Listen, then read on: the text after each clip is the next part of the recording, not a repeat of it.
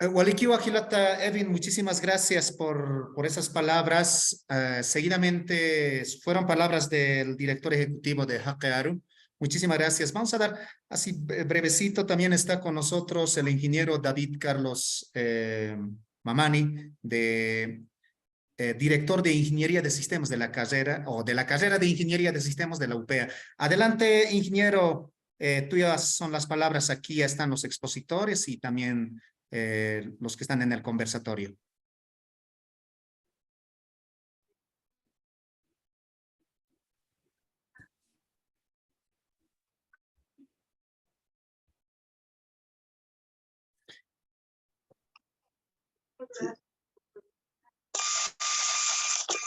Bien, muchas gracias, licenciado Rubén. Un saludo, un saludo cordial, ¿no?, al director ejecutivo, a los presentadores de los diferentes conversatorios, a saludar también a todos los participantes que están presentes a través de este medio, ¿no? Y un saludo cordial, licenciado Rubén, ¿no?, que es docente de la carrera Ingeniería de Sistemas, ¿no? Bien, yo considero una noche muy importante, donde se va a llevar a cabo un conversatorio sobre lenguajes de programación, ¿no?, basado en lenguaje de programación Java, ¿no? Pues como carrera de Ingeniería de Sistemas, siempre predispuestos, ¿no?, para poder coadyuvar en estas actividades académicas, ¿no?, que es muy importante para todos, ¿no? Y es por eso que quiero agradecer y darles la cordial bienvenida, ¿no?, a todos los participantes para este evento importante, ¿no? Y agradecer a la organización Hackearu también, ¿no? Muchas gracias, licenciado Rubén, por la invitación. Gracias por sus palabras y los ánimos también, ingeniero David. Ahora sí pasamos a las presentaciones a este conversatorio. Y quisiera aclarar también, Alex Ojeda, hace un mes exactamente más o menos, y su equipo nos encontramos con Hackearu, o a Hackearu nos han planteado sobre esta posibilidad de tener un lenguaje de programación. Entonces, vamos a escuchar a Alex y a su equipo para que nos puedan, comentar, ¿no? Y sobre esta experiencia, para mí, o desde Hackearu, totalmente nuevo, ¿no? Entonces, tenemos dos objetivos de este conversatorio. Uno es traducir un lenguaje de programación y lo otro es crear un lenguaje de programación. Entonces, ya mañana, al finalizar, ya estaremos concluyendo con algunas agendas posteriores. Adelante, estimado. Perdón, quisiera mencionar también, Alex Ojeda es sociólogo e ingeniero en sistemas, en el cual en su equipo componen de una lingüista y una antropóloga. Adelante, Alex, tuyo es el micrófono. Muchas gracias, Rubén. Igual un saludo a todos los presentes.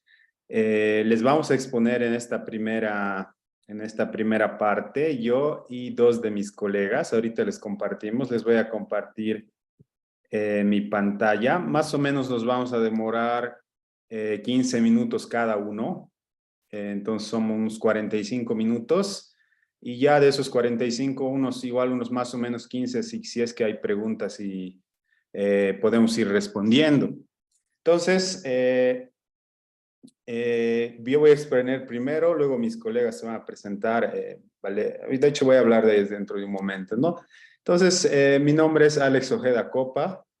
Soy de Cochabamba, coordinador del Lab Tecnosocial, y les vamos a presentar una experiencia una experiencia inicial que hemos ido desarrollando y que se puede replicar, mejorar con la participación de todos y se lo puede ampliar. Y como ha dicho muy bien Rubén, llevarlo al mundo, a la cosmovisión y lengua aymara, ¿no? El que hicimos nosotros es en quechua, dado nuestro contexto, y ahorita les vamos a explicar de qué va esto. Bien, les vamos a presentar ahora una experiencia, algunas perspectivas, porque la idea de estos encuentros también es poder juntar ideas, perspectivas de la informática, de la antropología, de la lingüística, de los usuarios mismos de la lengua, de las diferentes lógicas, diferentes matemáticas para poder crear algo interesante, ¿no? Algo que sea bien al mismo tiempo contextual, pero también que sea bastante útil, ¿no? Entonces, nosotros les vamos a presentar la perspectiva, el enfoque que hemos tomado para diseñar un lenguaje de programación en una lengua indígena, en este caso el quechua, ¿no? Entonces vamos a mostrar todas las decisiones, las ideas, los conceptos y un poco incluso de la aplicación práctica de lo que hasta ahora se ha avanzado, ¿no? Entonces, un poco de introducción, algunas ideas introductorias. Como sabemos, esto de la digitalización está creciendo, el internet, el uso de celulares, computadoras es imparable. Con la pandemia hemos visto. Y bueno, esto puede traer mayores oportunidades educativas, económicas, de salud, de encuentros, pero también, como sabemos, hay desigualdad y exclusión por varios motivos. Hay varias barreras, ¿no? Y esas barreras que se llaman brechas digitales, nosotros vemos que al menos hay 3 niveles de estas brechas digitales. La primera es una de acceso, ¿no ve? Es decir, si tengo el dispositivo, el celular, la computadora, la laptop, y si tengo una buena conexión. Esa conexión es móvil, es fija, es fibra óptica, ¿qué es? No, eso importa mucho para poder participar en este mundo, ¿no? En este mundo digital que está creciendo ahora. Otra brecha es de uso y apropiación, más bien es ya, yo tengo dispositivos, tengo conexión, pero ¿será que lo utilizo? ¿Será que me apropio el uso para mis necesidades? Muestro diferentes usos y habilidades principalmente, ¿no? Y una tercera es la de producción. Aquí en producción están al menos 3 cosas. Producimos cosas digitales a nivel de contenidos. Esto es lo que se ha trabajado más y está bueno que hay que seguir trabajando. Por ejemplo, el TikTok nos ayuda a hacer contenidos. Pero también habría que preguntarnos si a nivel de software y de hardware estamos produciendo. Como Bolivia, como comunidades indígenas. ¿Qué está pasando, no? Entonces, en esto de la producción, ¿qué se necesita para producir en este mundo digital? Para los contenidos y hardware, eso hay otras exposiciones, ¿no? Lo podemos discutir con otros actores. Bien interesante, en el Alto hay, por ejemplo, mucho tema de robótica, eso es bien interesante, ¿no? Contenidos, también otras habilidades. Pero para software, ¿qué se necesita? Y aquí es donde nosotros queremos aportar un poco con algunas ideas y también en el futuro trabajo colaborativo, ¿no? Para producir software, que es una parte esencial del mundo digital, no es lo único, hay más cosas, pero es una parte importante que tiene que ver con precisamente algoritmos, programas, aplicaciones, sistemas operativos, automatizaciones, etcétera, ¿no? Entonces, ¿qué se necesita para crear software? Básicamente, como pueden ver, un lenguaje de programación. Esa es como la forma en la que los humanos vamos a interactuar con la máquina para crear, ¿no? Ahora, si queremos usar, digamos, más que todo va a ser la interfaz, ¿no? Pantallas, touch, clic, etcétera, ventanas, iconos, ¿no? Pero para crear se necesita lenguaje de programación. Y aquí está todo esto, ¿no? Lo que nos permite crear estructuras de datos, algoritmos, aplicaciones de escritorio, web, móviles, sistemas operativos, ciencia de datos, gráficos, sonido, videojuegos, etcétera. Nos abre un mundo grande para poder crear y expresarnos incluso, ¿no? Un problema, sin embargo, es que está, digamos, estos lenguajes de programación son principalmente en inglés. No todos, pero la mayoría y los más dominantes están en inglés, ¿no? Ese es un problema, les vamos a explicar por qué pensamos que es un problema más adelante. Ahora, lo interesante sería, y esto es para nosotros interesante, poder crear hoy es nuestro objetivo y queremos compartir seguramente ustedes también, aunque vamos a ver cómo se puede hacer, porque se puede hacer de muchas formas, ¿no? La idea es para nosotros tender puente entre estos dos mundos, el mundo de la programación, que es más, digamos, abstracto, general, y el mundo, en este caso, mundo quechua, mundo indígena, también puede el mundo aymara, como va a ser posiblemente con estos encuentros que estamos haciendo, ¿no? Entonces, tender un puente implica que hay una relación de ida y vuelta, de cooperación y de enriquecimiento. Va a ser a veces más de este lado de la programación, más del lado del quechua, ¿no? En el quechua hay cosmovisión, conceptos, prácticas y personas también. Y en el mundo de la programación, estas cosas, programas, estructuras de datos, algoritmos, automatización, etcétera, ¿no? ¿Qué pasa cuando se los junta? Ahorita no están muy juntos, ¿no? Entonces, eso, un lenguaje de programación podría ayudar a hacer este puente, ¿no? Y después también se pueden usar los lenguajes de programación más comerciales que están en inglés, pero la idea es como hacer un puente entre los, en este caso, quechua hablantes y o futuro aymara hablantes. Entonces, nuestro objetivo es diseñar un lenguaje de programación en quechua. ¿Para qué? Ya he dicho varias cosas, pero voy a resumir. Primero, tender este puente entre el mundo de la programación y el mundo quechua, que puede ser bien productivo, pueden salir cosas inesperadas, creativas, que es difícil un poco predecir, pero si lo juntas ya van a salir cosas creativas. Así funciona igual la creatividad. Dos, para revitalizar el quechua en contextos técnicos y el mundo digital. Como sabemos, lamentablemente muchas lenguas indígenas están descendiendo en su uso, entonces es importante empezar a usarlos si queremos promover nosotros que se use también en entornos técnicos. También se usan en otros entornos, ¿no? Y está bien, pero en nuestro caso es entornos técnicos. Un propósito práctico que hemos tenido es que se use que sea un medio para educación técnica en programación para quechua hablantes, ¿no? Para jóvenes que están empezando a entender, y de ahí puede ser la palanca y ya también pueden pueden quedarse con este lenguaje o pueden ir a uno de inglés. En realidad pueden ser políglotas, en programación también se puede hacer eso, entonces no hay problema. Pero necesitamos como este puentecito, como les decía, que es importante, ¿no? Y que también principalmente ayuda a expresar y que los quechohablantes puedan también mostrar su visión, necesidades, y resolver necesidades con este lenguaje, ¿no? Estos son, como ven, es un propósito ambicioso. ¿De dónde se puede partir? Es una tarea grande, ¿no? Es una tarea colaborativa. Y nosotros hemos ya empezado, no hemos acabado. Les vamos a mostrar de dónde hemos empezado en realidad, porque ahorita esto todavía no está acabado. Entonces, ¿de dónde partir? ¿De dónde partir? Se puede partir así, fíjense, aquí tenemos estos dos mundos que decía, mundo quechua, mundo de la programación. ¿Cómo partimos? Hay varias formas y vamos a discutir igual estos 2 días en cuál es la mejor forma. Hay varias. Nosotros, a ver, 2 formas puede ser ir desde el mundo quechua al mundo de la programación y eso requeriría un estudio sobre la lógica, la matemática, la lengua quechua y recién ir a la programación y esto es más teórico, es un trabajo más de lógica y recién se construiría el lenguaje. La otra opción es más bien ir del mundo de la programación a la lengua indígena, en este caso el quechua, y aquí habría que ir desde lo más general y encontrar puentes en el quechua, ¿no? Esta segunda forma es la que hemos optado porque es la más, un poco más práctica y rápida de momento. No es la única, ¿no? El otro es la primera es el ideal y es lo que justamente se va a hacer estos días con el tema de la Aymara, pero nosotros vamos a mostrar una parte de esto, ¿no? Que también ayuda porque después se pueden juntar esos dos caminos, ¿no? Pero nosotros, nuestro camino que les vamos a mostrar ahora ha sido ir al revés.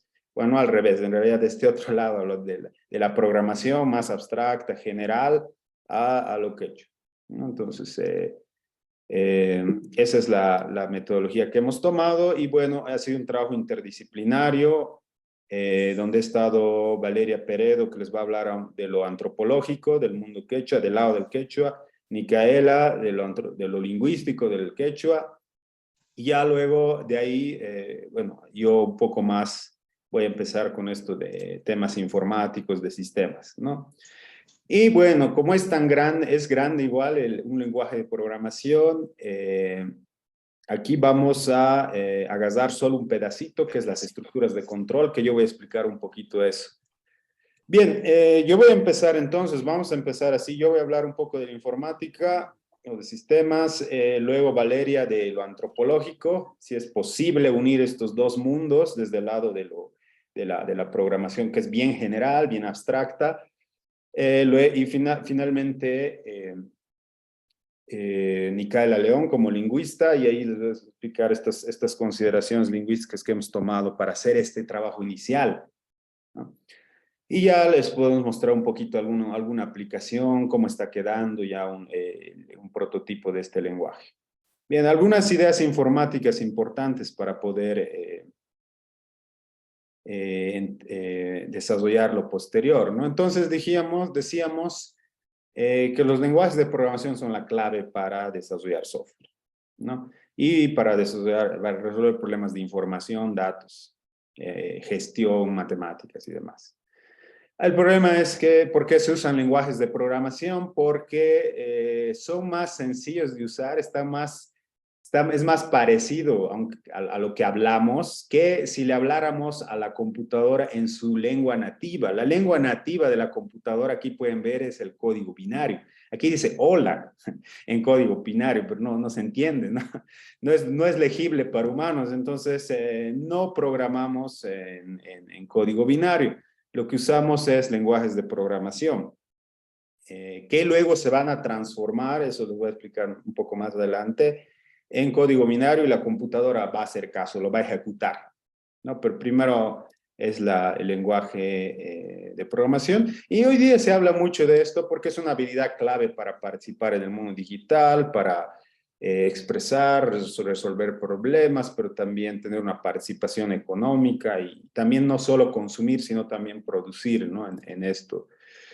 Las barreras que hay para aprender, siempre hay barreras para aprender todo, pero hemos visto dos. A veces las estructuras lógicas matemáticas son uno, entender como estos conceptos lógicos matemáticos que están detrás de la programación, que son bien, digamos, abstractos, generales. Y también, y bueno, particulares también de una cierta lógica, ¿no? Que viene del desarrollo de las matemáticas, y también la propia lengua, ¿no? Si está la expresión en la propia lengua, en inglés no expresas muy bien, un poco más complicado expresarlo en un lenguaje de programación en inglés que puede ser en otro, ¿no?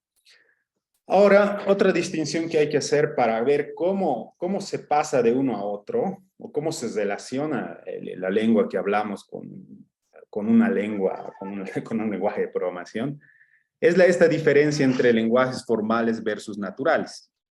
Los lenguajes naturales son los lenguajes que usamos los humanos, como el español, el inglés, quechua, aymara. Son lenguajes muy complejos, muy contextuales, muy expresivos. Como eso no hemos encontrado nada así tan expresivo, pero también son ambiguos y andan cambiando, no son dinámicos. La gramática que tienen, si bien tienen patrones regulares, tienen un montón también de excepciones, casos especiales, no son totalmente regulares como se quisiera desde un punto de vista lógico-matemático. Entonces aquí aparecen los lenguajes formales. Estos lenguajes son lenguajes artificiales, por ejemplo, lógica proposicional, lógica de predicados o algún lenguaje de programación específico, ¿no? Son más simples, y cuando ustedes lo vean, y les vamos a mostrar más ratos, van a ver que parece como si hablara un robot o un niño, porque es como su expresión no es tan completa y elegante como un lenguaje natural, pero aún así son útiles en algunos casos, principalmente cuando quieres hacer computación o comprobar validez de argumentos. Ahí sí son bien útiles. O quiere ser demostraciones o garantizar procesos, automatización. Entonces ahí eso, ¿no? Y también los lenguajes formales, que los lenguajes de programación son lenguajes formales, tienen una gramática, una sintaxis y una semántica, igual que los lenguajes naturales, solo que son más estrictos. Más estrictos, también son un poco más compactos, ¿no? Y bueno, esa distinción. Ahora, ¿qué vamos a hacer? Nosotros, como les decíamos, vamos a ir de la segunda opción, ¿no? Que es ir del lenguaje de programación al mundo quechua. Entonces, hemos agarrado un lenguaje de programación. El lenguaje de programación más popular ahora que hay se llama JavaScript. Este es el que se utiliza más en el mundo, es el más popular porque es el que con el que creas la web, ¿no? Entonces JavaScript es el lenguaje más popular. Aquí pueden ver algunas palabras clave que tiene para manejar el programa, alrededor de 50. Y pueden ver que son varias, pero no vamos a entrar a traducir todo. Hay que hacerlo por fases. Y lo que hemos elegido es concentrarnos en un grupo de palabras que lo que hace es controlar el flujo del programa. ¿Qué es primero, qué es segundo, qué es tercero? ¿A dónde va a ir el programa? ¿Qué va a hacer?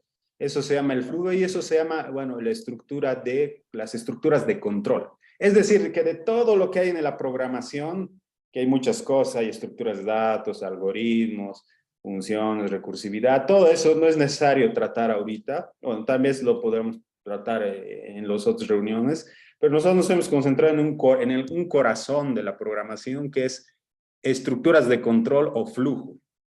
Esto, ¿qué hace? Lo que hace estas palabras, es controlar dentro del procedimiento de que vas a ir programando, digamos que quieres sumar algo o quieres llevar un dato al otro lado o quieres resolver un problema de cualquier tipo de problema, puede ser matemático, puede ser de ordenamiento, de búsqueda, etcétera. ¿Qué haces primero? ¿Qué haces segundo? Entonces, aquí lo que necesitamos es, y ya voy acabando, porque lo que más nos vamos a concentrar es en esto. Aquí hay tres conceptos. La idea de qué es primero, qué es segundo, qué es tercero, se puede expresar de muchas formas. Por ejemplo, si digamos a alguien le estamos diciendo, alguien nos pregunta dónde es el tal hospital, nosotros le podemos decir andate recto 3 cuadras y luego a la derecha 2 cuadras, ¿no? O le puedes decir andate en diagonal así, o andate 50 pasos a la izquierda, 10 pasos a la derecha. Se puede expresar de muchas formas. Pero lo que se ha hecho es, en vez de expresarlo tan a detalle, lo que se ha dicho es, en programación, en JavaScript y en realidad en todos los lenguajes de programación, es más bien generalizaremos con 3 procedimientos. Cualquier cosa de flujo, de orden, puede ser expresado con estas 3 cosas: secuencia, repetición y selección. Secuencia simplemente aquí te dice que una cosa va detrás de otra, como cocinar, ¿no? Primero pones el agua hirviendo, luego pelas las papas, luego pones las papas y sal. ¿Qué pasa si primero pones la papa y sal, luego recién lo pelas y lo haces servir al final? No tiene sentido, ¿no? Entonces, la idea es esa, ¿no? La secuencia te permite crear un orden. Y esto se expresa en JavaScript, se expresa en estos, en unas llaves, y que tú vas a ir poniendo una línea tras otra línea. No es muy complicado, ahí no hay mucho que traducir. La repetición es más bien, el segundo es la repetición. Hace ese paso varias veces. Una vez que estás tejiendo, por ejemplo, estás tejiendo y estás haciendo un punto, el punto a 2, entonces tienes que repetir ese punto hasta que llegues hasta el final. Y luego ahí haces otro punto y lo vuelves a hacer, ¿no? Entonces, repetición se expresa con palabras como while, mientras en inglés, o for in, por cada caso, para cada elemento dentro de un conjunto, haces algo, ¿no? Entonces, eso es. Y luego finalmente tienes lo que se llama selección o también decisión, algunos llaman condicionales, que es el if-then. El if then te dice, si pasa, a ver, si está hirviendo la comida, pero tú pruebas y sientes que está poco salado, aumentale media cuchara de sal, ¿no? Entonces es una comparación, if then. Con estos tres, secuencia, repetición y selección, fíjense, aquí se puede ver visual, secuencia es una línea, repetición es un bucle, repetir, repetir hasta que se cumpla una condición, y selección más bien es una ramificación. Vas aquí o vas allá, dependiendo de lo que pase. Con esto se puede, con estas tres cosas se puede controlar el flujo de un programa, ¿no? Y se acerca mucho incluso a las máquinas de Turing. Esa sería de momento por mi parte. Paso a las perspectivas antropológicas con Valeria. Ya. Buenas tardes, amigos. Buenas noches, amigos, amigas. ¿Cómo están? Voy a pasar ahorita a compartir mi pantalla.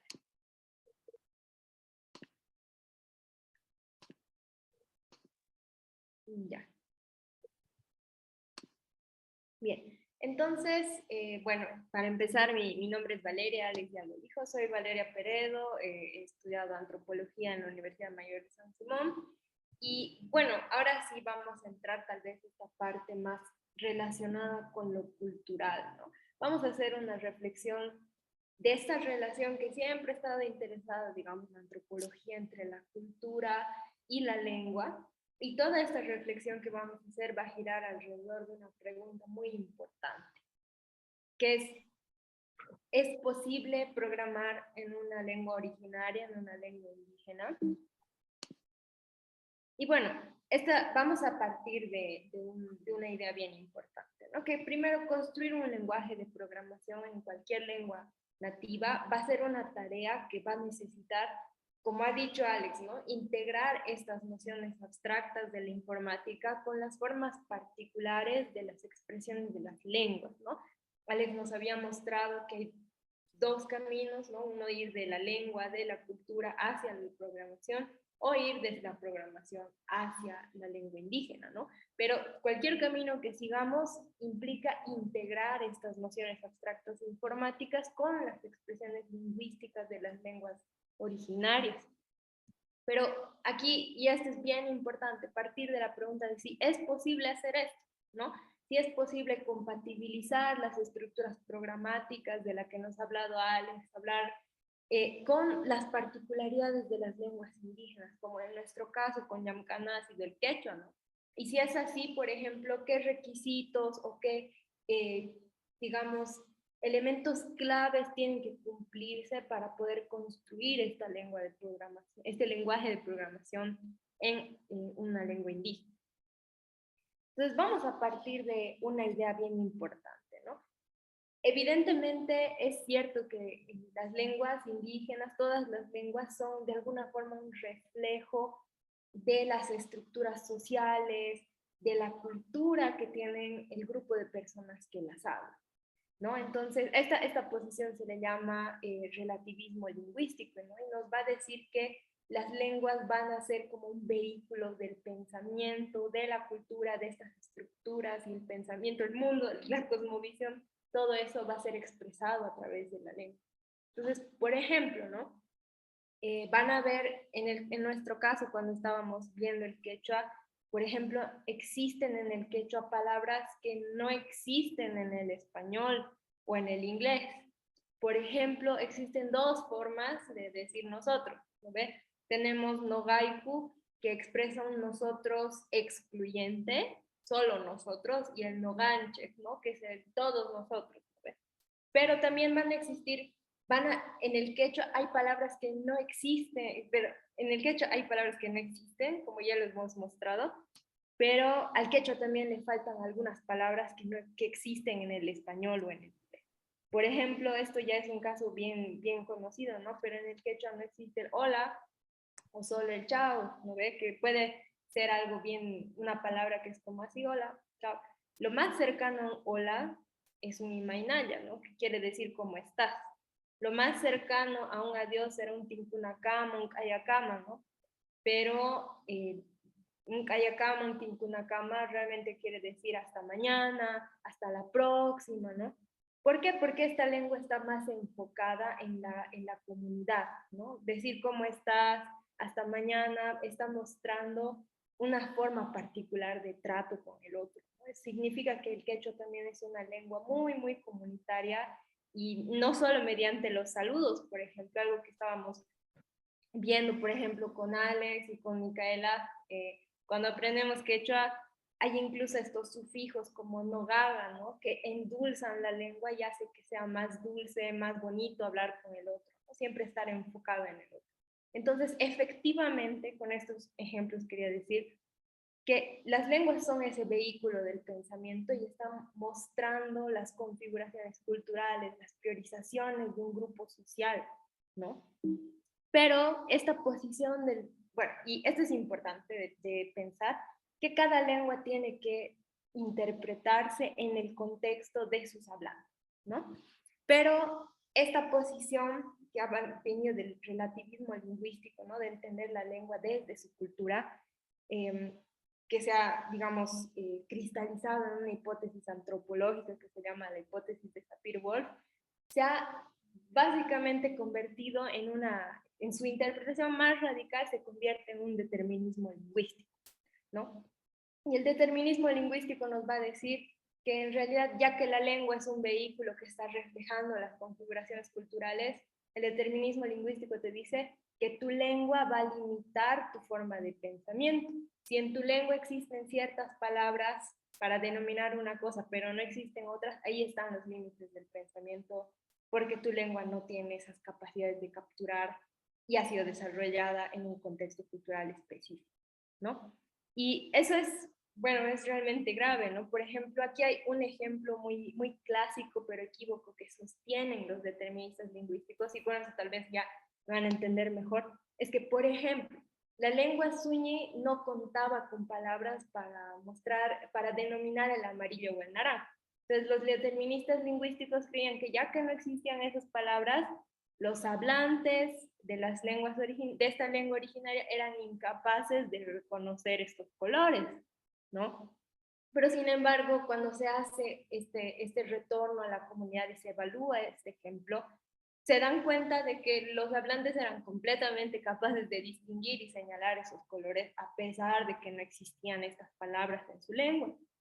Y esto está muy relacionado con la idea, y este es el problema del determinismo lingüístico, ¿no? Decir que por el hecho de que en una lengua no existen ciertas expresiones o está más enfocada en un contexto cultural, va a ser incapaz de expresar las nociones abstractas, matemáticas, ¿no? Que justamente tienen que ver con un lenguaje de programación.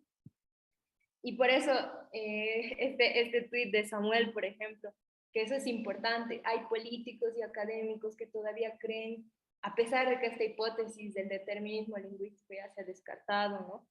Que todavía creen que es totalmente imposible que una lengua indígena sea capaz de expresar estas nociones abstractas, matemáticas, ¿no? Entonces Samuel dice, mientras discutimos sobre Aymara y Quechua en el sector público, en otros países los jóvenes aprenden inglés, chino e idiomas de programación. No son idiomas, son lenguajes, pero están haciendo esta disociación, ¿no? De que son incompatibles, hay que renunciar al quechua, hay que renunciar a la aymara si queremos aprender a programar.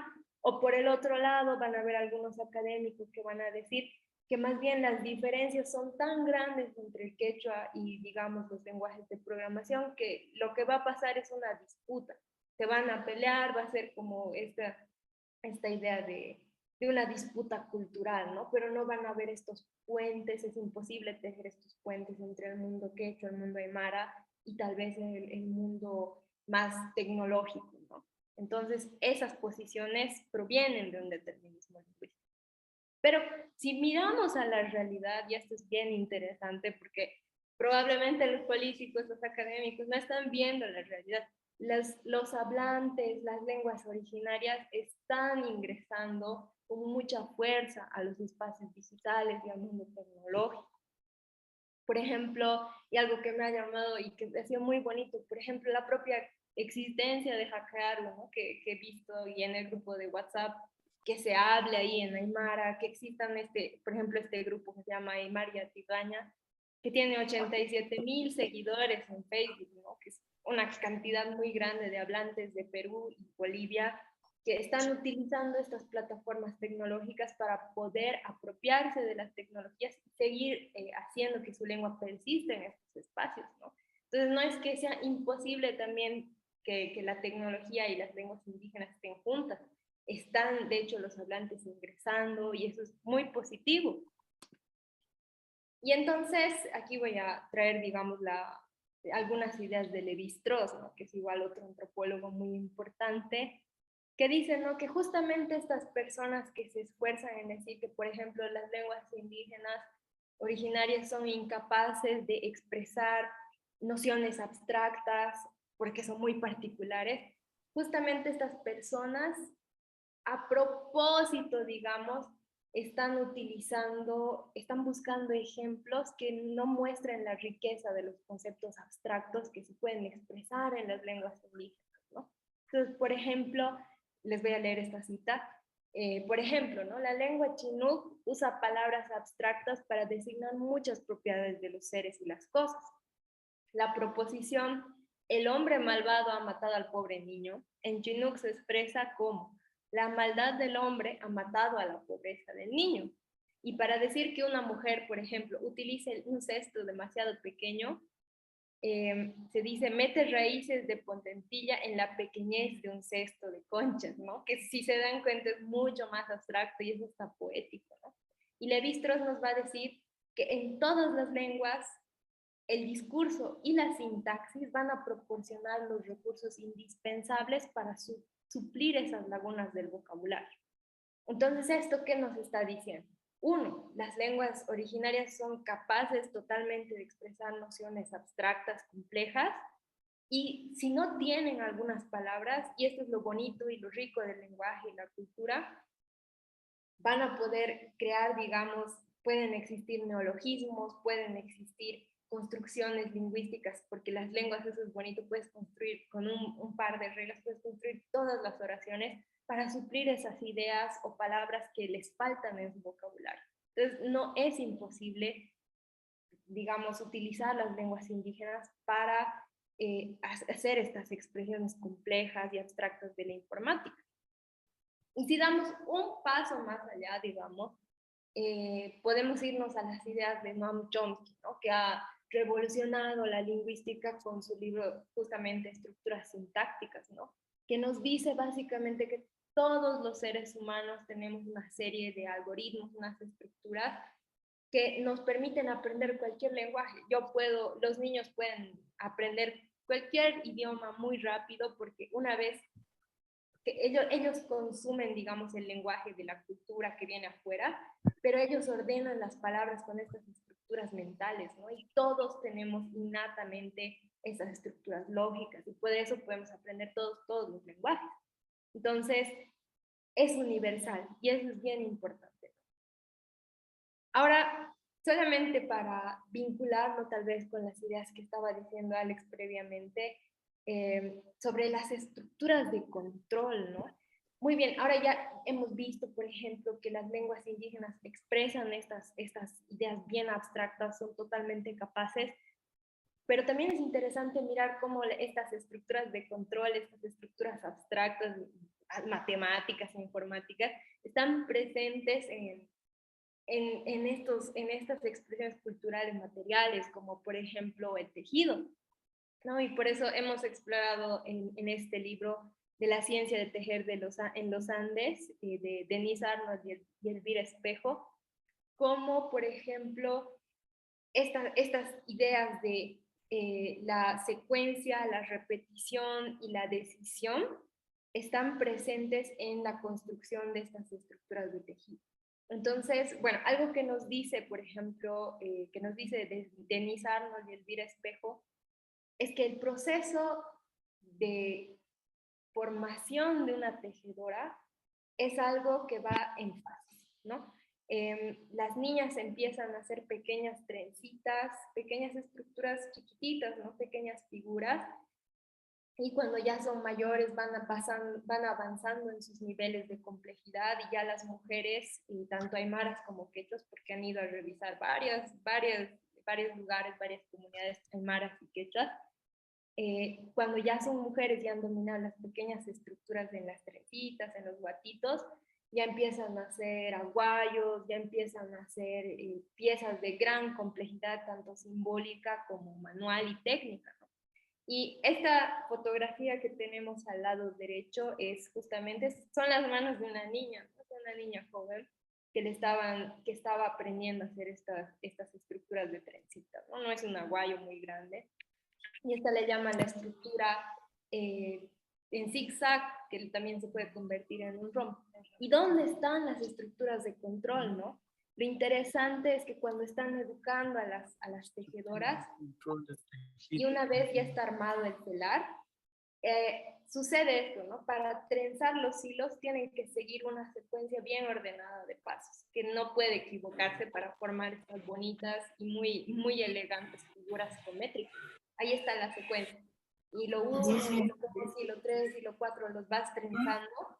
Y una vez que terminas de hacer la secuencia de los hilos, pasa de nuevo. Esa es iteración. Una y otra vez seguir haciendo la misma secuencia. Y cuando las tejedoras han observado que ya se ha terminado el hilo o que se ha terminado, digamos, una estructura, toman la decisión, ¿no? Como, si pasa esto, entonces vamos a hacer esto, ¿no? Ahí están. Si pasa esto, entonces vamos a hacer esto y toman la decisión de, por ejemplo, cerrar el tejido o comenzar a hacer otro punto. Entonces ahí podemos encontrar estas estructuras de control. Y bueno, con eso yo les voy a dejar con nuestra compañera Micaela, que nos va a hablar un poquito de las perspectivas lingüísticas que hemos tomado también en cuenta para este proyecto.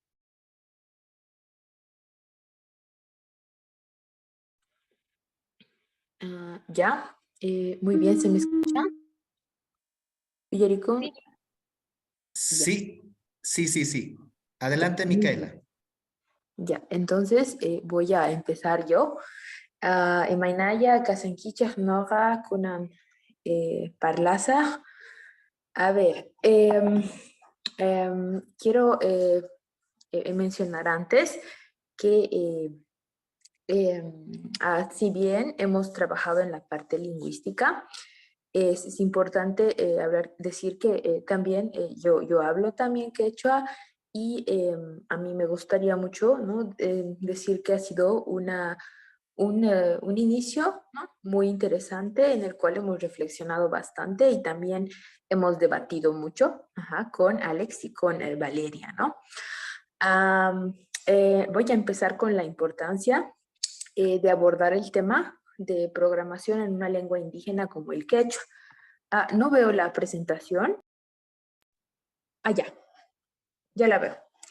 Entonces, en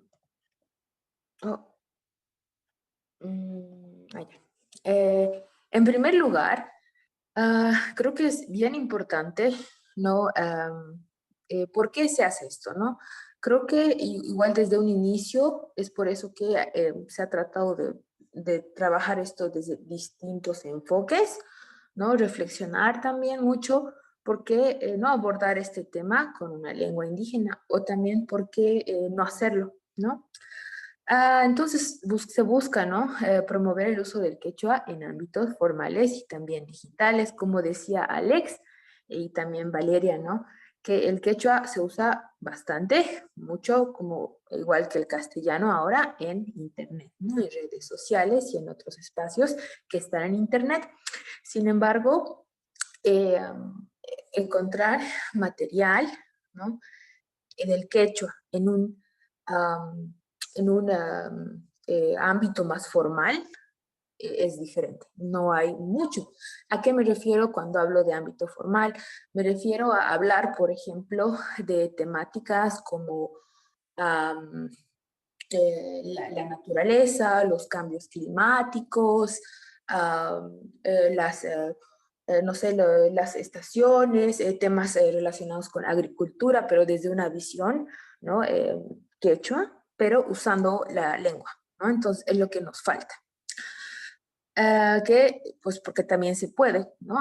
Porque en quechua, digo, en castellano hay, pero debería haber también en quechua. Se puede, ¿no? Entonces hay que seguir trabajando ese espacio. que el quechua no solamente sirve, quiero decir, para espacios informales, sino también para espacios formales, ¿no? Porque hay una idea de que el quechua cancha, ¿no? Cancha, familia, espacios informales, pero no, mi lengua quechua también puede ser usada para abordar temas científicos, ¿sí? Y otros temas también, ¿no? Que son más formales. Luego, también, ¿no? Se busca crear nuevos espacios para la revitalización de la lengua. Esto también ya lo ha mencionado Alex, pero creo que es importante, ¿no?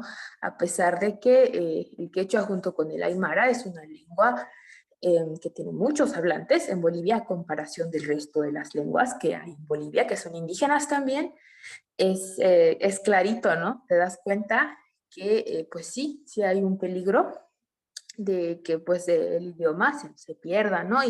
Y no es para eso, no tienes que leer ningún dato del censo o leer algún libro, simplemente buscar en tu propia familia, ¿no? Entonces, reflexiona en tu familia quiénes hablan, quiénes no hablan, cuándo hablan en quechua, y si tú no hablas, ¿por qué no hablas? ¿No? Entonces, eso, ¿no? Nos gustaría crear, este es un nuevo espacio, ¿no? Para reflexionar sobre la revitalización.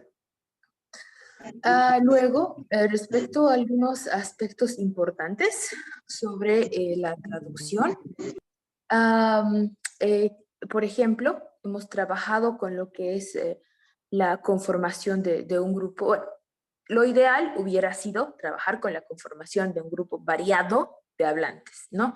Pero como Alex ya ha indicado en un inicio, este es como un inicio, ¿no? De hecho, si ustedes revisan el texto, van a encontrar que en la parte final hay un formulario que aún está habilitado donde todas las personas interesadas pueden unirse a este grupo, porque eso es lo ideal, ¿no?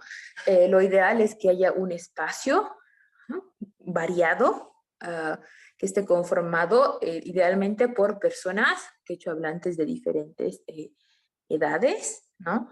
Eso es muy importante, no solamente limitarnos, ¿no? Porque si bien es cierto que hablar de programación llama la atención de muchas personas jóvenes, pues al momento de traducir material para este ámbito es muy importante tener presente a personas que son mayores, totalmente, hablantes de cualquier edad. Es muy importante que estén presentes porque en las experiencias que yo he tenido traduciendo en otros proyectos, he visto que si bien las personas jóvenes, o sea, nuestro papel ahí es, en primer lugar, ayudar, ¿no? O sea, explicar lo que sabemos, lo que conocemos de este tema, pero muchas veces resulta, ¿no? Que como somos jóvenes y por esta transmisión, esta interrupción en la transmisión intergeneracional que hay, tantas palabras, pues no nos olvidamos o no conocía esa palabra. Entonces es bien importante que estén personas hablantes que tengan más edad, ¿no? Que sean mayores. Eso es muy, muy vital. Luego, también, ¿no? Hay que hablar de la importancia del consenso y difusión, ¿no? De las traducciones. ¿Esto qué quiere decir? Que es importante que el grupo sea muy variado y, por ejemplo, no hay un manual que nos diga, pucha, tiene que haber 100 personas, 100 hablantes mínimo para que tu traducción sea válido. No, no hay. Pero lo ideal es que sí, o sea, que sería genial, sería muy bien trabajar entre muchas personas, ¿no? Y que entre todos y todas podamos no solamente llegar a un consenso, sino también debatir, ¿no? Y crear espacios de memoria colectiva, porque si bien en algunos diccionarios ya hay ciertos términos para determinados aparatos electrónicos, por ejemplo, como computadora, celular y demás, hay, ¿no? En algunos diccionarios. Entonces, yo he visto que también hay personas hablantes que no tienen diccionarios, pero que tienen sus propuestas. En algún momento he escuchado, yo jamás, pero ellos ya tienen, ¿no? Esas personas tienen. Entonces, creo que es importante el trabajo colectivo para tener una memoria colectiva Tal vez aún no puedo decir la manera en la cual podemos conservar esto, pero bueno, lo quiero mencionar. Pasamos, por favor, a la siguiente diapositiva. Entonces, hablando del consenso y la difusión, por ejemplo, ¿no? de la creación de neologismos, entonces es necesario apostar, ¿no? a la creación de neologismos porque cuando se crean nuevas palabras en un idioma, eso significa que hay necesidades de las y los hablantes, ¿no? Y cuando no hay necesidad, cuando estamos ahí nomás, los hablantes usando, ¿no? préstamos nomás del castellano y no nos esforzamos en crear otras palabras, eso es un poco alarmante, ¿no? Porque realmente creo que hay que reflexionar eso, ¿no? Porque podríamos ser capaces, ¿no? Pero hay que hablar y entrar en un consenso y también es importante que esto se difunda, ¿no? No es nomás decir, creo que no es apropiado, considero que no es apropiado que, por ejemplo, en un pequeño grupo, no sé, de 2 hablantes, 3, 5, encuentren unas buenas traducciones desde su perspectiva y tal vez lo difundan con algún grupo muy pequeño y ya después como que, esto es la traducción oficial, ¿no? Y ya quieren, o sea, imponer, o sea, creo que no está bien eso porque hay ¿no? un desconocimiento del resto, ¿no? Que tal vez ese término se difunda, pero al final los hablantes no se van a apropiar de eso porque puede ser que no les convence la traducción, ¿no? En un momento voy a hablar de eso, que nos ha pasado al trabajar con Yankana, ¿no? Que no me convence, no suena natural, ¿no? Entonces lo voy a rechazar o no lo voy a usar, ¿no? Entonces es algo sobre lo que hay que reflexionar. Luego, hay que también que es muy importante el consenso de la escritura, ¿no? Yo estoy segura que muchas personas aquí ya han escuchado hablar, ¿no? Y debatir. También han debatido seguro, ¿no? Sobre la escritura. Creo que ya hay tanto se habla de este tema, pero creo que es importante recalcarlo. En el quechua, ¿no? También se tiene una serie de normas, ¿no? De escritura ya desde hace varios años. Y aquí, por ejemplo, creo que es muy importante tomar una posición sin llegar a conflictos mayores. Lo digo porque creo que a mí me ha pasado, por ejemplo, mi postura, la mía, por ejemplo, yo sí uso, escribo con las normas, porque creo que esta normalización nos puede ayudar a que todos y todas pues creemos más material escrito, ¿ya? Porque oral tenemos mucho, pero escrito también nos falta. ¿Por qué no? No podemos apropiarnos de esto. Si bien hay una idea, ¿no? Un enfoque bien occidentalista de la escritura, como hablantes, pues también, ¿no? Podemos escribir y por qué no apropiarnos de esto. Y desde mi perspectiva, yo la verdad soy muy flexible con esto.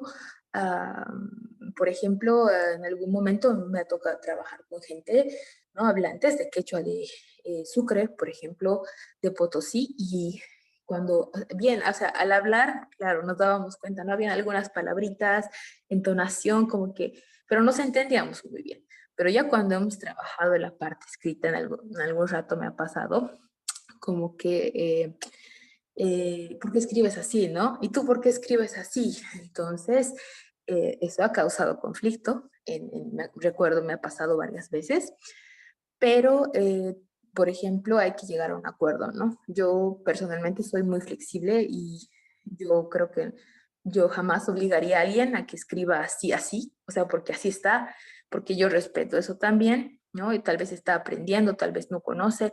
Yo en algún momento de mi vida tampoco sabía que había normas, yo no sabía escribir antes tampoco en quechua, y bueno, creo que poco a poco se puede trabajar este camino. Continuamos, por favor. Gracias. Entonces, respecto a la parte ya de traducción en sí, ¿no? Pueden ver aquí, por ejemplo, que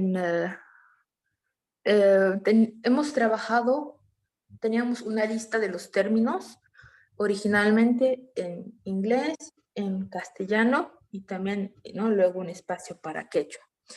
Entonces, las voy a nombrar, ¿no?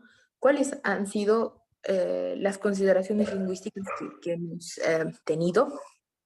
A ver, en primer lugar, eh, es cierto, lo que se ha tratado de hacer es encontrar algunas equivalencias y similitudes entre los conceptos, ¿sí? De estructuras de control en informática y el quechua. Eso se ha intentado hacer. Sin embargo, hemos visto, ¿no? Que en la parte lingüística, por ejemplo, les voy a nombrar, en primer lugar hemos encontrado, ¿no? Esta diferencia de que el inglés se caracteriza por ser más analítico, ¿no? Y el quechua, por ejemplo, es aglutinante. Entonces, aquí, ¿no? Por ejemplo, hemos reflexionado, ¿no? Pues no suena muy natural en algunos casos, porque no necesitábamos necesariamente que la palabra tenga todos esos sufijos, ¿no? Entonces, ahí nos ha traído muchas ideas, diría encuentros, ¿no? Diferentes. ¿Qué opinas tú? ¿Entiendes, no? Como que son, y lo dijimos, y si leen el texto van a ver que en algún momento dijimos suena un poco.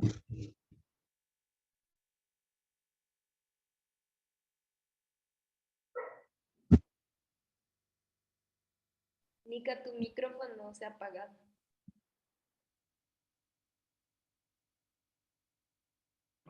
Nika, tu micrófono está apagado. Nikaila, tu micrófono no está encendido. Nikaila.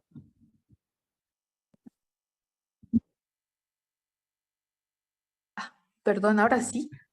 Sí, sí, sí. Ari, No, ¿en Ari. qué momento? ¿En qué parte me he quedado? Van a disculpar, pucha, no me había dado cuenta. ¿En qué parte me quedé? Disculpe. No, solo fue un No sé. momento. Solo fue un momento. Ah, ya, muy bien, Un gracias. minuto atrás. Muy bien, gracias. Entonces, en esa parte, ¿no? Inglés, una lengua analítica, y quechua, una lengua aglutinante, ¿no? Ahí ya una piedra en el camino. Luego, el orden sintáctico, inglés, ¿no? Se basa en sujeto, verbo, objeto, y el quechua en sujeto, objeto, verbo, ¿no? Entonces, eso también hay que tomar en cuenta, ¿no? Y por último, la parte del significado, ¿no? El inglés se caracteriza mucho por la parte de la generalidad. En cambio, en el quechua hay mucha más diversidad de significados que dependen del contexto. Una gran variedad, ¿no? Yo creo que en algún momento ustedes también, ¿no? Cuando estaban ahí con alguien y les dice, ¿qué significa esto, no? Y depende, ¿no? Depende, siempre va a depender. Entonces, eso le decía igual, ¿no? Les comparto, porque en algún momento, y si cambia la palabra después, ¿no? Decíamos, depende del contexto, ¿no? Entonces, eso nos ha puesto a pensar mucho. Aquí, por ejemplo, en la tabla pueden ver algunas traducciones de esta lista de términos que sea, ¿no? Sea y LED, ¿no? LED en inglés, en español sea y en quechua cachu, ¿no? Entonces, ahí por ejemplo,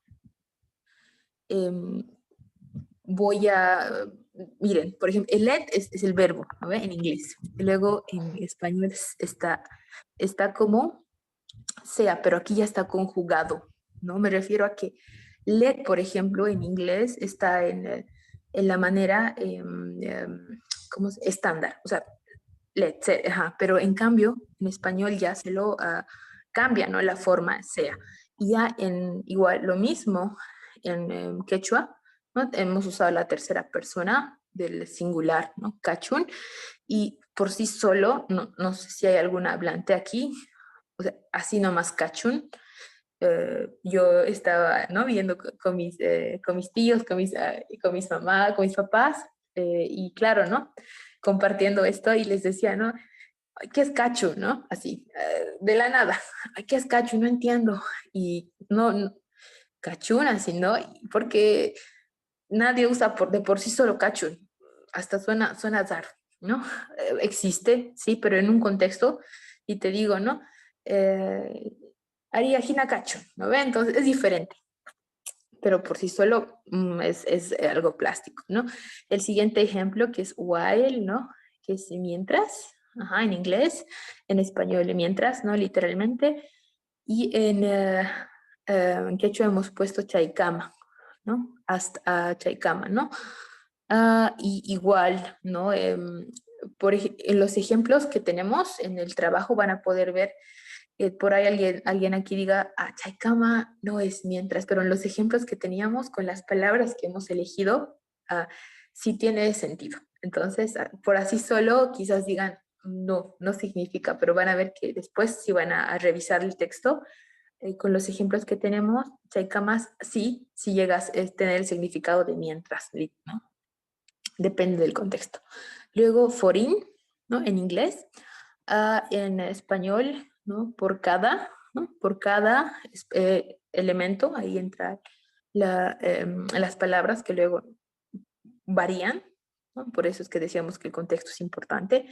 Y ahí se pone, ¿no? El nombre del conjunto, acción, que también varía, ¿no? Entonces y en quechua pusimos zapa, ¿no?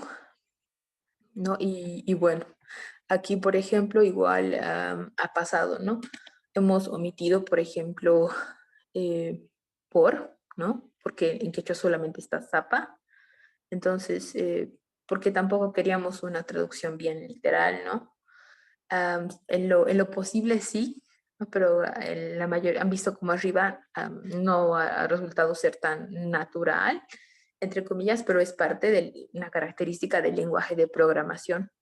Por último, otro ejemplo que es if-else, pueden ver en inglés, ¿no? Y ahí al lado en castellano, perdón, aparece sí y ese espacio, ¿no? Entonces, acciones ahí donde tú anotas, ¿no? La información de la acción, luego sigue si no, y luego otra vez entre paréntesis, ahí puedes anotar nuevamente la acción, ¿no? Que quieres que...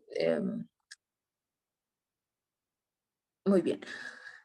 Y pusimos Sichus o Managa, ¿no? Igual, lo mismo, estoy segura que si hay algún hablante aquí, padece, ¿no? Sichus es por sí solo, porque lo hemos separado, ¿no?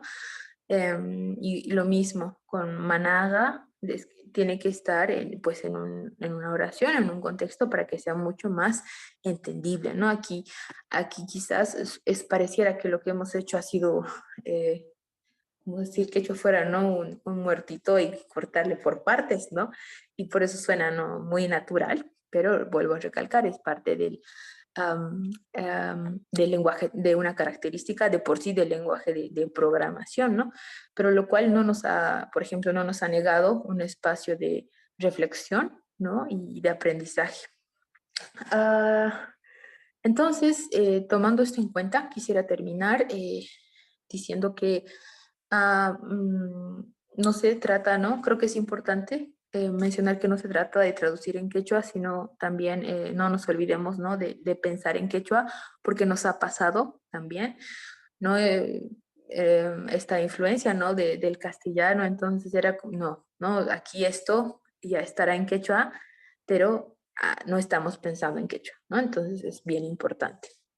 Eso, en resumen, las traducciones pueden resultar artificiales o forzadas, o incluso no algo falsas para alguna persona, pero ya después en un contexto, cuando ve de qué se trata realmente el lenguaje de programación, se ve que tiene sentido y que es totalmente factible y posible, ¿no? Porque lo mismo pasa en el lenguaje de programación en castellano o inglés, ¿no? No suena natural y bueno, es parte de. Eso sería la parte en la cual yo puedo hablar, quizás para cerrar, Alex. Gracias.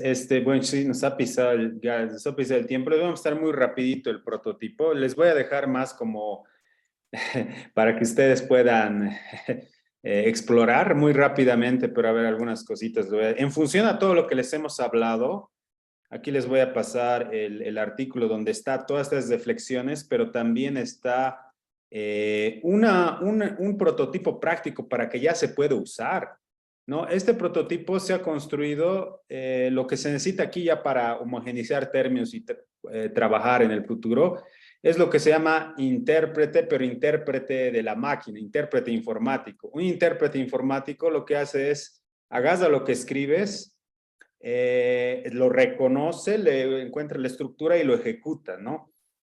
Entonces, a la implementación, esto ya es la implementación, le pasas una cadena de caracteres que tiene que estar bien formada, sintáctica y semánticamente, según reglas. Una vez que le pasas eso, lo que hay que hacer informáticamente es dividirlo en lo que se llaman tokens, o se llamarían como entidades, fichas, algunos traducen, digamos, los puntos, las variables, los operadores, y luego lo que hay que hacer es encontrar una estructura de árbol sintáctico en árbol, y con eso se ejecuta. Es decir, al intérprete, entre comillas, es que es un intérprete de computadora, hay que tratar de hacerle entender todas estas palabras que ha dicho Micaela, y esas consideraciones también de Valeria. Entonces, lo que hemos hecho es hacer uno inicial, no es perfecto, pero les vamos a mostrar ahora, ¿no? Y le hemos llamado un nombrecito especial, Yankana, que significa herramienta, según el diccionario del AIME. También teníamos un debate, ¿no? Si usamos esta palabra, no usamos esta palabra. Algo interesante que estaba viendo es que algunos todavía lo están usando en redes, ¿no? Principalmente en quechua peruano. Aquí tal vez no es tan usado, pero aquí, por ejemplo, ¿no? Alguien buscando herramientas de software. Software utahi maimana, yankana, quichua, simipa. No, es un quechua más cusqueño, ¿no? Es muy, igual me suena un poquito raro, ¿no? Pero hay esta palabra en el uso, ¿no? Pero lo que queríamos hacer es que se use como una herramienta, no es un fin en sí mismo. Y aquí está en el artículo, al final pueden ver algunos ejemplos, por ejemplo, cómo escribir hola mundo. Ahí lo voy a hacer más grande, ¿no? Escribes la palabra clave que es escribir Kelkai y Mainaya Tukuipa. Así lo hemos traducido, ¿no? Bueno, aquí luego está datos personales, puedes ir poniendo, los vas concatenando, y aquí algo un poco de más de matemática, ¿no? Entonces, si tú le das clic aquí puedes ejecutar en el navegador, ¿no? Escribes tus comandos, tiene que tener 100 sintaxis, es el problema. Y la sintaxis de programación un poco choca con la sintaxis natural. ¿Cómo se podrá resolver eso? Hay que debatirlo, ¿no? Pero bueno, eso sería. Gracias.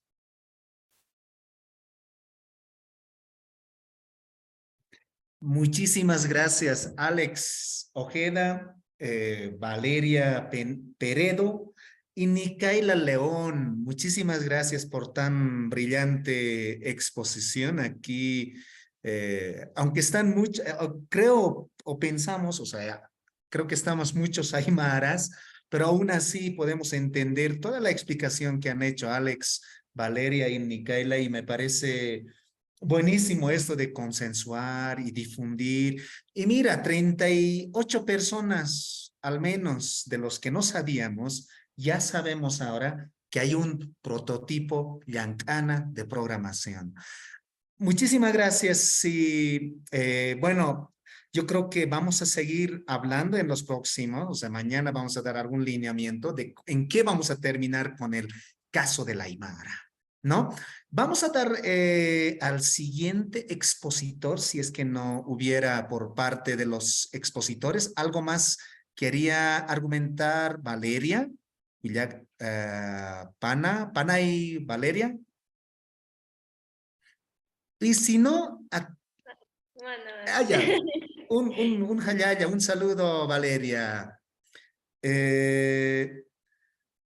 Quizás podríamos llevar al último si es que Alex tuviera tiempito, ¿no? O sea, estamos queriendo conformar de seguro que ahí hay una pregunta, pero quisiéramos pasar al siguiente expositor y para comprender esta situación de construcción, ¿no? Comunitaria, yo diría, digamos, de programas, de lenguaje de programación. Vamos a invitar a Wilmer Machaca, quien nos va a hablar sobre relacionado a estos que se llaman algoritmos y además él añadió colonización. Él es sociólogo y además también informático y en este momento, mira, ahí están sus ojitos, están pues de sueño. Me decía que son las 2 de la mañana, no sé en qué parte está detrás del mundo. Y así que creo que vamos a tener que robarte tu tiempo. Muchísimas gracias, Wilmer. Y yo creo que no se termina esta charla con hermanos, hermanas. Continúa. Adelante, Wilmer. Humanqui Baroja, Gilata. Um, Muchas gracias, Rubén. Muchas gracias, hermanos, hermanas, quienes están presentes en la sala. Lo que yo voy a hacer, voy a compartir pantalla. Eh,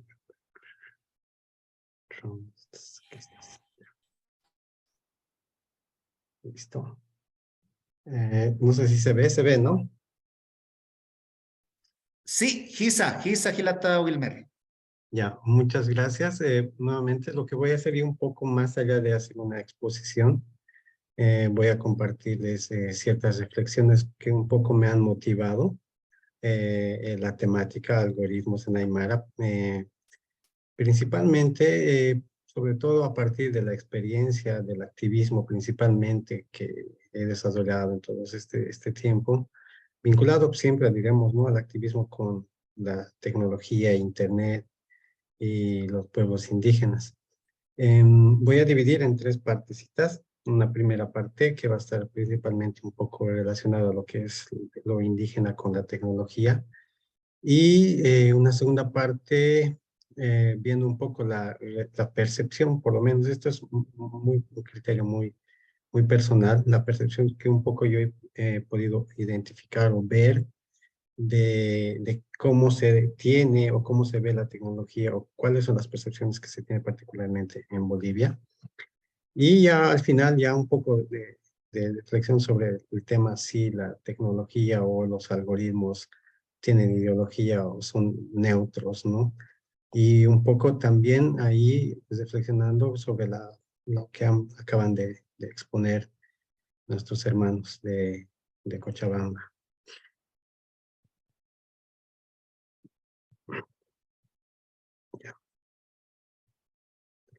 Bueno, cuando se habla de tecnología, principalmente, yo creo que es algo inmanente a cada pueblo. Cada pueblo, digamos, ha desarrollado de alguna u otra manera ciertos recursos, ya sean ordenados, para poder mejorar o resolver algunos de los problemas que tienen, ¿no?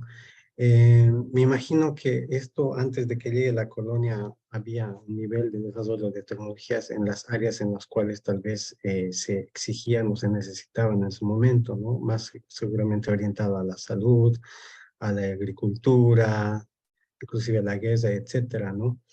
¿Cómo se haya podido desarrollar si es que los españoles no hubieran llegado, digamos, a estos territorios? Eso es una gran incógnita, ¿no?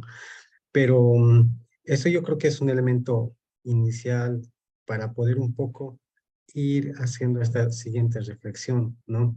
Yo me acuerdo mucho de esta palabra que Felipe decía allá por el año 2000, 2001, decía yo soy de la Bolivia que no tiene celular, decía, ¿no?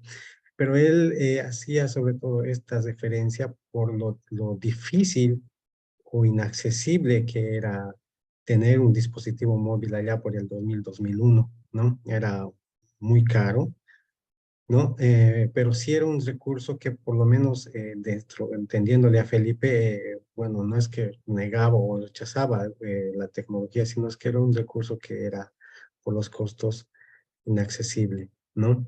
Creo que Felipe lo entendía de esa manera, ¿no? Que es bien necesario la aplicación de nuevas tecnologías o las tecnologías existentes para mejorar la forma de vida de las comunidades, ¿no? Él cuando era dirigente, por ejemplo, en ese entonces de la CETUTCB, había, bueno, puesto como una de sus principales demandas en sus pliegos petitorios 1000 tractores, por ejemplo, ¿no? Es decir, sabía las necesidades que se tenía. Hay cambios que se generan de acuerdo a las exigencias y a las demandas actuales. Entonces, se tenía, él decía, no, no podemos seguir aquí con las herramientas y la pala y picote y se necesita, ¿no? Tractores, ¿no? Había, pero mucha gente en ese entonces también, por ejemplo, que había entendido un poco mal esta idea de yo soy de la Bolivia, que no tiene celular. Había gente que no quería usar por allá por el 2003, algunos indianistas, ¿no? Mostrando tal vez o queriendo ser un poco más radicales que otros a no usar el dispositivo móvil, pero tarde o temprano es un poco se ha ido eh, olvidándose o digamos derrumbándose esa idea porque no era la idea que Felipe quería transmitir, ¿no? Eh, Felipe siempre era como que la idea de yo quiero ver a los mamanis, a los quispes en la selección, o yo quiero ver a los mamanis y quispes en las mejores universidades o los condoris, etcétera, ¿no? Siempre que como que vayan absorbiendo lo que este mundo contemporáneo te puede ofrecer. ¿No? Ya pero un poco viendo estas dificultades, ¿no? que tienen principalmente estas brechas de acceso, he podido un poco revisar para ver un poco hacia dónde estamos dirigiendo. Queremos hacer algoritmos, lenguas indígenas, y veamos un poco, digamos, cómo está el acceso, por ejemplo, a Internet. Esto es sobre del último MECOVI, de la encuesta hogares, que salió de este año es de 100, pero es del 2021. Aquí muestra un poco que ha habido sigue existiendo la brecha, ¿no? Entre el ámbito urbano y rural, pero hay un despliegue tremendo, ¿no? Principalmente el año 2020, que es fruto de la pandemia, que nos ha llevado a un proceso de digitalización, si se puede decir, acelerado, ¿no? Principalmente en el ámbito urbano, fruto de las exigencias de seguir manteniendo o tener clases virtuales. Sí, también ha habido ese crecimiento en el ámbito rural. La, la, lo, lo particular de esta gráfica es que no hace una diferenciación entre qué tipo de acceso a Internet se tiene en los hogares, si es inalámbrico, si es por dispositivo móvil o es por cable o fibra, ¿no? Aquí hay una gráfica que te muestra un poquito más, de manera más clara eso, ¿no? Por ejemplo, la conexión a Internet es fija, móvil o ambas, ¿no? Como se puede ver en el ámbito rural, es básicamente el 94% es únicamente por dispositivo móvil. No se conecta. La gente en el ámbito, en las comunidades, en el ámbito rural, no tiene conectividad por cable, por fibra, no. Si se conecta es por celular. Eso no está tan diferenciado, ¿no? En el ámbito urbano. Y ya haciendo tal vez una búsqueda un poco más específica dentro de esta última encuesta de hogares, por ejemplo, las personas que sí se reconocen como que pertenecen a un pueblo indígena, si cuando se les pregunta si han utilizado una computadora de escritorio, ya sea laptop, ¿no? O tablet en cualquier lugar en los últimos 3 meses, la mayoría no lo ha hecho, ¿no? Es decir, que por un tema de recursos, ¿no? Solamente un 15%, ¿no? Que ha podido utilizar un dispositivo de escritorio, ¿no? Ahora, haciendo este mismo uso de esta pregunta de afirmativa, ¿no? De la pertenencia a un pueblo indígena, podemos encontrar de estos dos aspectos, sobre todo principalmente con el uso del celular, ¿no? El, el 74% dijo que sí, tiene celular, y el 74.7% de este 74% indica que el teléfono que tiene la capacidad de poder conectarse a Internet, ¿no? Entonces, las personas que se reconocen como indígenas mayoritariamente tienen un celular, un 74%, y los dispositivos que tienen esta posibilidad de conectarse a Internet. Esto es un buen elemento también para orientar los esfuerzos hacia dónde se tienen que orientar a las personas que probablemente son el grupo social al cual tal vez tengamos que llegar, ¿no? ¿No? Ya entrando un poquito más rapidito a las espacios de los usuarios de Internet, digamos, eso es igual en base a la última encuestas hogares. Este es el ámbito urbano y rural, mayoritariamente el urbano sí, también el rural ha crecido. Pero hay aquí un elemento que quisiera un poco ver, ¿no? Que tomar en cuenta a partir de lo último, ¿no? Personas que se reconocen que pertenecen a un pueblo indígena que hayan utilizado los 3 últimos meses Internet en cualquier lugar. Es decir, si son internautas, ¿no? El 53.7% sí y un 46.3% que no. Es decir, que hay casi la mitad de las personas que sí se reconocen como indígenas, que no necesariamente están en un espacio rural, puede ser que estén mayoritariamente en un espacio urbano, que no utilizan o que no se conectan, ¿no? Que no son usuarios de Internet, ¿no?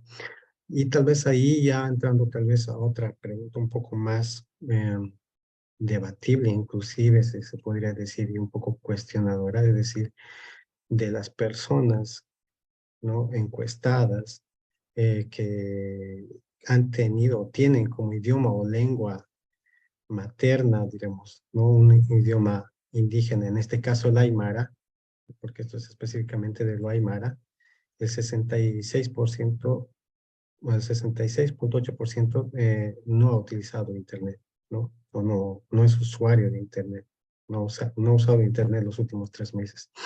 Y solamente el 33.2% sí, ¿no? Esto quiere decir que tal vez las personas que tienen un mayor conocimiento de la lengua como lengua materna, que tal vez tienen este entendimiento de la lengua a partir, diremos, de entender una forma de vida, si se puede decir, a partir del lenguaje, no necesariamente, minoritariamente son usuarios, ¿no? de Internet, según esta encuesta.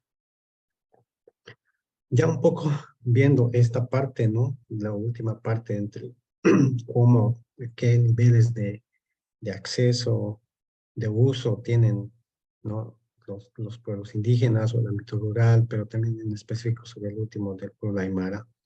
Veamos un poco las percepciones que he podido un poco notar, ¿no? Sobre la tecnología. Yo creo que inicialmente sería la de rechazo, ¿no? Por ejemplo, creo que hay una persona que tal vez puede reflejar este rechazo que recientemente hizo su discurso hace unos días atrás, en el cual más o menos textualmente decía esto, ¿no? Los dueños del conocimiento han fabricado la inteligencia artificial en los medios de comunicación y abierta en las redes sociales para controlar las actitudes y creencias de los movimientos sociales. Básicamente, digamos, esta es una postura, no necesariamente es de la gente, de las comunidades, pero sí creo que es un posicionamiento hacia la tecnología desde cierta corriente política que se le puede decir los decoloniales, ¿no? Hay muchos hermanos que pertenecen a grupos en el Alto, principalmente aymaras, ¿no? Que se les puede un poco, digamos, tal vez categorizar dentro de este grupo, ¿no? De rechazo a la tecnología. Y es un poquito lo he podido ver también en el último encuentro de intelectuales aymaras, ¿no? Que había esta crítica sobre todo a la modernidad principalmente, ¿no? Y ya también, ya un poco también viajando, haciendo en campo, también este último tiempo en el área de la Amazonía, también hay sí este miedo, ¿no? Como rechazo a la tecnología, principalmente de las personas mayores, ¿no? Digamos que la tecnología pueda generar miedos, no diremos, ¿no? Cambios a sus costumbres, a su forma de vida, a sus valores principalmente, ¿no? Sí, eso sería tal vez, ¿no? Una de las percepciones que se tienen, ¿no? Otro es cómo se relaciona también esto, digamos, porque pues, principalmente yo le llamo tutela porque ha habido varios proyectos, si se puede decir, dirigidos principalmente a pueblos indígenas en cierto nivel para poder tal vez motivar cierta alfabetización digital o tal vez generar algún tipo de proyecto que tenga que ver con las expectativas que se tiene de lo indígena, ¿no? Principalmente yo lo caracterizo como motivaciones desde afuera, ¿no? Digamos, son proyectos, por ejemplo, digamos, condicionados sobre todo por la cooperación internacional, las ONGs, pero entendiendo sobre todo, digamos, lo indígena principalmente como una singularidad, ¿no? Singularidad en el sentido de que todos los pueblos indígenas como entienden o tienen una forma de pensar, ¿no? Digamos, son ecologistas, tienen una relación muy profunda con la tierra, con la naturaleza, etcétera, ¿no? Creo que, digamos, esto, digamos, por lo menos desde poco lo que yo he podido ver, es un error, digamos, creo que inclusive yo diría que es una mirada muy colonial, ¿no? Los pueblos indígenas son heterogéneos, son diversos, hay pueblos mayoritarios, hay pueblos minoritarios, ¿no? Y se diferencian inclusive, ¿no? Porque muchos, por ejemplo, pueblos o indígenas, en este caso, quechos o aymaras, también son cooperativistas y hacen una explotación, digamos, poco, digamos, si se puede decir, comprensiva o equitativa o con la naturaleza, ¿no? Entonces, estas percepciones pueden variar, ¿no? Pero principalmente esto, he visto que se ha hecho varios proyectos en otros países, en México, he visto que se hizo, digamos, un sistema operativo también que se pueda, entonces, en lenguas indígenas que puedan adecuarse, diremos, a las lenguas y que puedan un poco reflejar esto, ¿no? Diríamos, el cuidado de la naturaleza y todas estas cosas. Eso sería uno. Después, tal vez una tercera percepción un poco que puedo un poco identificar es el sentido de apropiación, ¿no? Yo creo que este es algo como característica, si se puede decir que tal vez, sobre todo generacionalmente, son más jóvenes quienes han agarrado la tecnología, el Internet principalmente, y han dejado de ser solo consumidores y han empezado a ser productores de contenidos, ¿no?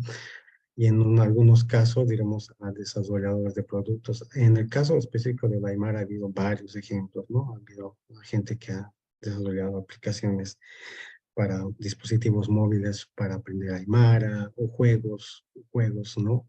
Por ejemplo, ¿no? En la carrera de ingeniería de la OPEA, ¿no? Igual que tengan que ver con el Aymara o en este caso como del Rolly, ¿no? Que genera, digamos, la robótica precisamente, digamos, para poder un poco poner su conocimiento al servicio de la gente, ¿no? Esas serían más o menos unos tres niveles de apreciación que pueden un poco ver, ¿no? De entre rechazo, de cierta como que tutela, digamos, hacia proyectos, digamos, que tengan que ver con tecnología y otro tal vez un poco más, que nace un poco más de la gente, ¿no? De apropiación de la tecnología, que un poco lo voy a ir un poco especificando algo muy concreto de lo que ha sido en el caso de la Aymara, ¿no? En el caso de la Aymara hay varios ejemplos, ¿no? De proyectos que han tenido que ver, por ejemplo, de cómo implementar la lengua, cómo hacer plataformas, por ejemplo, esto de la primera web en Aymara, que ha sido aymara.org, que ha sido en 1994. Y, por ejemplo, esta captura, digamos, es el interfaz del año 2000. Esta, la que está acá, que está Aymaruta. Espera, ya, es Aymaruta. Y lo interesante esto es, digamos, debido a las falencias, por ejemplo, de recursos y conectividad que se tenían en esos años, ha sido una iniciativa de aymaras que han estado dispersos por todas partes del mundo, ¿no? Y dado, digamos, a las posibilidades que en los países que tenían que radicaban han tenido un servidor fuera de Bolivia y han empezado, digamos, un poco a generar un nivel de difusión principalmente cultural, pero principalmente orientado a la revalorización del idioma, ¿no? Como personas que han participado de esta etapa, de este proyecto, está Siku Mamani y Iván Guzmán de Rojas, quien nos ha dejado también, ¿no? De este año, quien ha hecho la Tamiri. Entonces son proyectos ya un poco pero es que es un poco, ha sido conjunto, no solamente ha sido boliviano, ha sido también gente aymara de Chile, gente aymara de Perú, ¿no? Jorge Arpasi ha sido el que empezó con esto y el que abrió, digamos, este proyecto que sea una cosa más global. Hasta hoy sigue existiendo el sitio web y eso, ¿no? Tal vez lo otro sería también como iniciativa, ¿no? De los hackear que están organizando este evento, así como han hecho también Wikipedia en Aymara, se han contactado con las empresas Facebook. Yo creo que aquí también hay un tema, ¿no? Es decir, no hay un tema de, de con quién sí o con quién no, ¿no? Yo creo que lo que la Aymara principalmente, por lo menos de hackear, es, bueno, con Facebook sí, ¿no? Es una transnacional, es una empresa, es decir, que existan cuestionamientos sobre su ética, etcétera, etcétera, pero yo creo que a la Aymara principalmente le importa mostrarse y existir, ¿no? Esto lo otro es, no sé, también había esto de la World, creo que es el 2007, si no me equivoco, que hicieron, digamos, un Word, es decir, una aplicación de texto completamente en Aymara. Y creo que era la iniciativa y la motivación era un poco lo mismo, ¿no? Que los aymaras se apropien de esto y que empiecen un poco a traducir la lógica, la forma de vida, la cosmovisión de la aymara, ¿no? Todas esas cosas. Actualmente ya no, solo existe la forma de poderlo instalar en Linux, ya no en Windows. En Mac creo que prácticamente ya se han olvidado de esto, ¿no? Es como si era una anécdota en su tiempo, ¿no? Creo que este amigo que es activista del software libre, Amos, creo que ha sido el vato, el que recién salió y se hizo un poco público su matrimonio. Entonces, así también creo que ha habido también varios ejemplos, ¿no? De este tipo de proyectos. Hasta ha habido un sistema operativo, ¿no? Que se ha hecho anteriormente también con este tipo de ideas, ¿no? Ya un poco para finalizar, ¿no? Ya una parte reflexiva, ¿no? De si la tecnología o los algoritmos tienen ideología. Por supuesto que sí, es una cosa que tal vez como usuarios, cada uno de nosotros tal vez lo hemos percibido o tal vez no lo hemos percibido, ¿no? Hoy por hoy, por ejemplo, está muy entrando en cuestionamiento sobre todo los algoritmos de las redes sociales, principalmente porque es la principal plataforma, la principal forma que nos conectamos por Internet. Hay mucha gente que piensa que Internet es Facebook, hay mucha gente que piensa que Internet es solamente WhatsApp, cuando el Internet es mucho más complejo, más amplio. Pero esta es la forma en cómo estamos hoy por hoy, digamos, interactuando en este tiempo, ¿no? Y hay, por supuesto, diríamos, ¿no? Estos algoritmos tienen cierta tendencia, ciertos propósitos, principalmente, digamos, desde las plataformas a generar un nivel mayor, digamos, de consumo y a partir de eso un mayor nivel de conectividad con sus plataformas, que eso al final de cuentas es un negocio de ellos, ¿no? Eso les genera dinero, ¿no? Y también están muy cuestionadas, ¿no? Sobre todo, digamos, por el nivel, diremos, de atención o, digamos, cómo se está usando en este último tiempo, ¿no? Sobre todo, cómo se extiende o cómo puede a coadyuvar a ciertos elementos que al final de cuentas, por ejemplo, socialmente son no muy buenos, ¿no? Como es la excesiva polarización que se puede generar a partir de la masificación de mensajes o de desinformación, ¿no? Creo que aquí lo principal es un poco preguntarnos, ¿no? Es decir, sí es importante, ¿no? Abrirse. Yo honestamente no tengo duda de que va a seguir aplicándose, va a seguir desarrollándose proyectos en una u otra lengua indígena, ¿no? Aunque sea una estructura muy concreta, específica, como es un lenguaje de programación, ¿no? Es una de sintaxis, comandos o funciones, ¿no? pueden, y las lenguas indígenas, en este caso la aymara o el quechua, tienen esa capacidad. Esto de los consensos siempre ha sido también un lío, ¿no? Cuando recientemente, digamos, Google ha puesto, digamos, a disposición su traductor. En Perú ha habido un tremendo lío, digamos, de que quechua se ha tomado en cuenta, ¿no? Entonces igual se estaban ahí peleando. Creo que en el caso de la aymara, creo que hay algún nivel más de consenso, ¿no? En ese sentido, creo que hay un solo centro, tal vez diremos, más fuerte en este caso, que es el alto. Es como que la aymara, o aquí más o menos como que se está produciendo los elementos de consenso, y las otras regiones como que se están incorporando hacia él, ¿no? Creo que el reto aquí es cómo se puede transitar más allá, diremos, de traducir un programa, un lenguaje o un sistema operativo de una lengua a otra, sino también traducir una forma de pensar, una u otra forma de pensar, o cómo hacer que los propios aymaras o los propios quechuas se apropien de esto y puedan entender o transponer, digamos, sus elementos, sus visiones del mundo dentro de la tecnología, y poder tal vez mostrar o proyectar alguna alternativa de desarrollo tecnológico distinto. Eso también ya nos conlleva, digamos, tal vez a una pregunta que tal vez sale un poco más allá de lo que sería simplemente lo tecnológico, sino también lo político, ¿no? Es decir, en qué medida, digamos, nuestras lenguas están manteniéndose vigentes en su uso. Y hoy por hoy, diremos, por ejemplo, en el caso de la aymara, ¿en qué medida representa lo rural y en qué medida representa lo que hoy mayoritariamente es urbano, ¿no? Yo lo que veo, por ejemplo, mucho en este tiempo, sí ha habido mucha apropiación, sobre todo en revalorizar el aymara, principalmente en Facebook, en TikTok, etcétera. Pero la mayoría sigue reflejando una vida rural, ¿no? Y si hay una visión de la aymara hoy por hoy, digamos, ¿cuál es? ¿No? ¿Cuál sería? ¿No? ¿Y en qué medida, digamos, el lenguaje puede reflejar esto, ¿no? Eso serían, digamos, ¿no? Como les había comentado, son más reflexiones que otra cosa, y bueno, eso sería todo. Muchas gracias.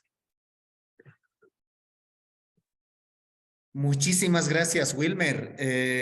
Para nosotros es sumamente importante comprender, desde que Alex nos había comentado, la construcción de multidisciplinar, pues, ¿no? O sea, no solamente ingenieros ya, sino lingüistas, antropólogos, sociólogos y multidisciplinar. Y nos preguntaba Wilmer, ¿estos algoritmos producen ideología?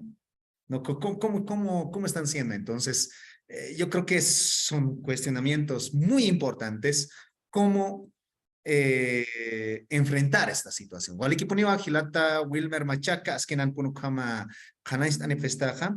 Hichaja hilanaka kuyakanaka sarawayara kiñaniwa hilata Froelan Laime. No, Gilata Froilán Laime, Juparurakiwa Hawil Tañani, Gilata Froilán, Akanktati. Él ha estado trabajando, Froilán, sobre epistemología aymara. Ahí está su diapositiva presentando, andina. Y bueno, él nos va a comentar cómo se genera, pues, los conocimientos dentro de nuestros pueblos, ¿no? Principalmente, Hayaya Gilata Froilán, Humankiwa Aruja, Sarante Askakim Gilata. Jalala, jalala, muy buenas noches, hermanas, hermanos. Aquí Arumaki Pantafinitaki, Tafichimantio Aruntanex Nosapamainiro. Se escucha bien, ¿no? La diapositiva también. Perfectamente, hermano. Si lo agrandas la diapositiva sería mucho más mejor. Listo, hermano. Waliki Puneva, Hayaya. Bien, entonces, a ver, continuaremos. Quizás no tenemos mucho tiempo, pero a ver, vamos a tratar de ver. Sí, esto es una propuesta que venimos trabajando. En realidad ya ha habido otros trabajos anteriores también. Diríamos, sabemos que para entrar ya a la lógica, que es la base, como hemos escuchado a los hermanos de Cochabamba, para poder ingresar al mundo digital, a la programación y todo eso, pero un paso previo, por ejemplo, a armar a formalizar en lógica epistémica, incluso una lógica epistémica dinámica, es decir, cómo cambia un estado de conocimiento al entrar en interacción y en aprendizaje entre computadoras, por ejemplo. Para llegar a ese nivel hay los primeros pasos iniciales, ¿no? Y al ver que no hemos podido recuperar, bueno, no hay trabajos, ¿no? En ese sentido de recuperar, en el sentido de conceptualizar desde la filosofía de la ciencia, desde la epistemología en este caso, la teoría del conocimiento, cómo se vería desde lo aymara. Es en ese sentido que queremos aportar este primer paso. Luego los siguientes serán ya las formalizaciones que venimos hablando también con otros hermanos, ¿no? Bien, entonces sabemos que la epistemología es la teoría del conocimiento, que se ocupa de temas básicos y también muy amplios y antiguos, tradicionales, como responder qué es precisamente el conocimiento, sus fuentes. Hay la controversia tradicional entre racionalistas y empiristas, qué se puede conocer, el problema del escepticismo. Hasta ahora en el debate epistemológico se sigue debatiendo esta cuestión del escepticismo, ¿no? O cómo se justifican las creencias que tenemos los agentes que conocemos, no solamente humanos, sino también cualquier sistema cognitivo, como pueden ser los computadores, ¿no? O qué es la verdad, etc. Entonces, todos estos temas, claro, podemos estar repasando desde toda la historia de la filosofía occidental, empezando desde la Grecia clásica y pasando a toda su historia medieval y demás. Pero sabemos que en el siglo XX es donde se ha trabajado especializadamente, digamos, se ha profesionalizado esta cuestión del análisis lógico, matemático, de qué es un conocimiento y específicamente el conocimiento científico. Pero basado en la lógica ya formalizada con Russell Whitehead y tratando de axiomatizar todo lo que es el conocimiento. No vamos a entrar en todo ese detalle, que sería un tema muy interesante, pero muy largo. Nosotros quisiéramos recuperar un poco, estamos en los inicios, ¿no? El origen de las categorías cognitivas en nuestro contexto y específicamente en el Puquina, esta lengua clásica, diríamos, de toda la civilización tihuanacota. Ahí encontramos que, por ejemplo, la categoría de la percepción, el ver, es el Jujano, o Kuno, que en Aymara y Quechua también se ha quedado como Kusi, ¿no? O el Quillano, el pensar, el Ciscano, el saber. Hay que hacer todavía un trabajo etnológico de reconstrucción, ¿no? Bueno, la crítica que tenemos a la forma de entender el conocimiento en Occidente creo que ya es tradicional, ¿no? Una epistemología de la conquista que su fondo es todo conocimiento es una extensión o una base más para su expansión de control sobre la naturaleza y su control político y económico, geopolítico finalmente. Es parte de eso. Entonces, tiene estas particularidades, ¿no? El conocimiento de manera occidental expresa ya su particularidad cultural. Es diastático, es decir, hay esa separación sujeto-objeto que tanto se ha discutido. Es creencia, principalmente, y vamos a ver que en Aymara, por ejemplo, no hay esta noción de creencia. El conocimiento es racional, es decir, se opone a lo emocional, vivencial, etc. Es abstracto y no concreto, contextual. Es universal, esto también se ha debatido muchísimo, ¿no? Tiene que ver con lo necesario y no con lo contingente. Es verdadero, este otro problema tan tradicional, ¿no? De que se debe postular algo que valga en todo lugar, absolutamente, ¿no? Si no, no sería. Es instrumental, es la crítica que se hace también, es decir, todo conocimiento debe servir para algo, ¿no? Alguna transformación, algún cambio tecnológico, y no simplemente para la ampliación de la conciencia, por decir. ¿No? Y eso sirve en el fondo para obtener ventaja o superioridad, aumentando la capacidad de predecir y controlar, que viene de Francis Bacon, por ejemplo. Lo único que se puede llamar ciencia es si tiene esta capacidad, aporta, ampliar esta capacidad de predecir y controlar la naturaleza y los demás seres humanos, por ejemplo, ¿no? En cambio, no, para otros fines como la sanación, ¿no? O la curación en sentido espiritual incluso. Es verbal, es decir, la formalización del conocimiento es proposicional, enseguida lo vemos. Bien, ahora la otra pregunta es seguir hablando de epistemología, o llegamos a recuperar categorías propias, por ejemplo, el amo y año, ¿no?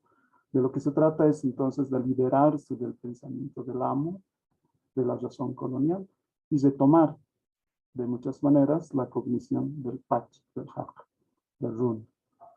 Entonces, en resumidas cuentas, muy diferente a las leyes que explican lo que ocurre en la realidad objetiva, etcétera, que son categorías de la ciencia occidental, no, muy diferentes a nuestro contexto.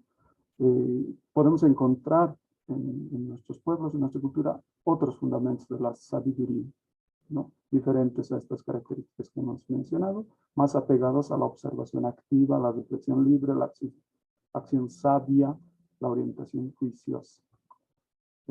¿Cuáles son? Aquí queremos hacer el primer quizás aporte de recuperar todas las categorías posibles que se hayan olvidado quizás en nuestro mismo idioma. La percepción, que vamos a ver un poco hoy día, el uñaña, el ver, ¿no? Pero está también todo el ámbito de la memoria, la antaña, que no es solamente recordar el pasado, sino también es una decisión para el futuro, tiene ambos sentidos, la memoria, ¿no? O estas otras dos categorías, el muspaña, todo empezaría desde el sorprenderse, el asombrarse ante un acontecimiento extraño, o quizás mirar algo de manera atónita, es decir, todo ese primer momento del extrañamiento, de la sorpresa, ¿no? O también este otro, el arjtaña, que es como dar importancia a lo que no tenía importancia, decidir algo que todos no daban importancia, etc. El saber cómo, el yatiña, que vamos a ver, el identificar algo, el untaña, ejemplo, ¿no? El familiarizarse con algo, ¿no? El entender, el comprender, el amuyaña, el saña, este verbo, sabemos que se ha perdido su contenido cognitivo, ¿no? Comprensivo, y ahora solo ya lo entendemos como decir, como palabra, ¿no? Pero aún tenía ese contenido. O el lupiña, que estamos viendo también, y todas estas otras formas de cognición que tenemos en el Aymara y en el Quechua también, finalmente anidarían en un centro común, mucho más cósmico, es decir, los centros de cada ser, no solo del ser humano, que sería el Chuima. Eso es otra dimensión que no lo estamos trabajando, pero así se pinta la perspectiva, ¿no?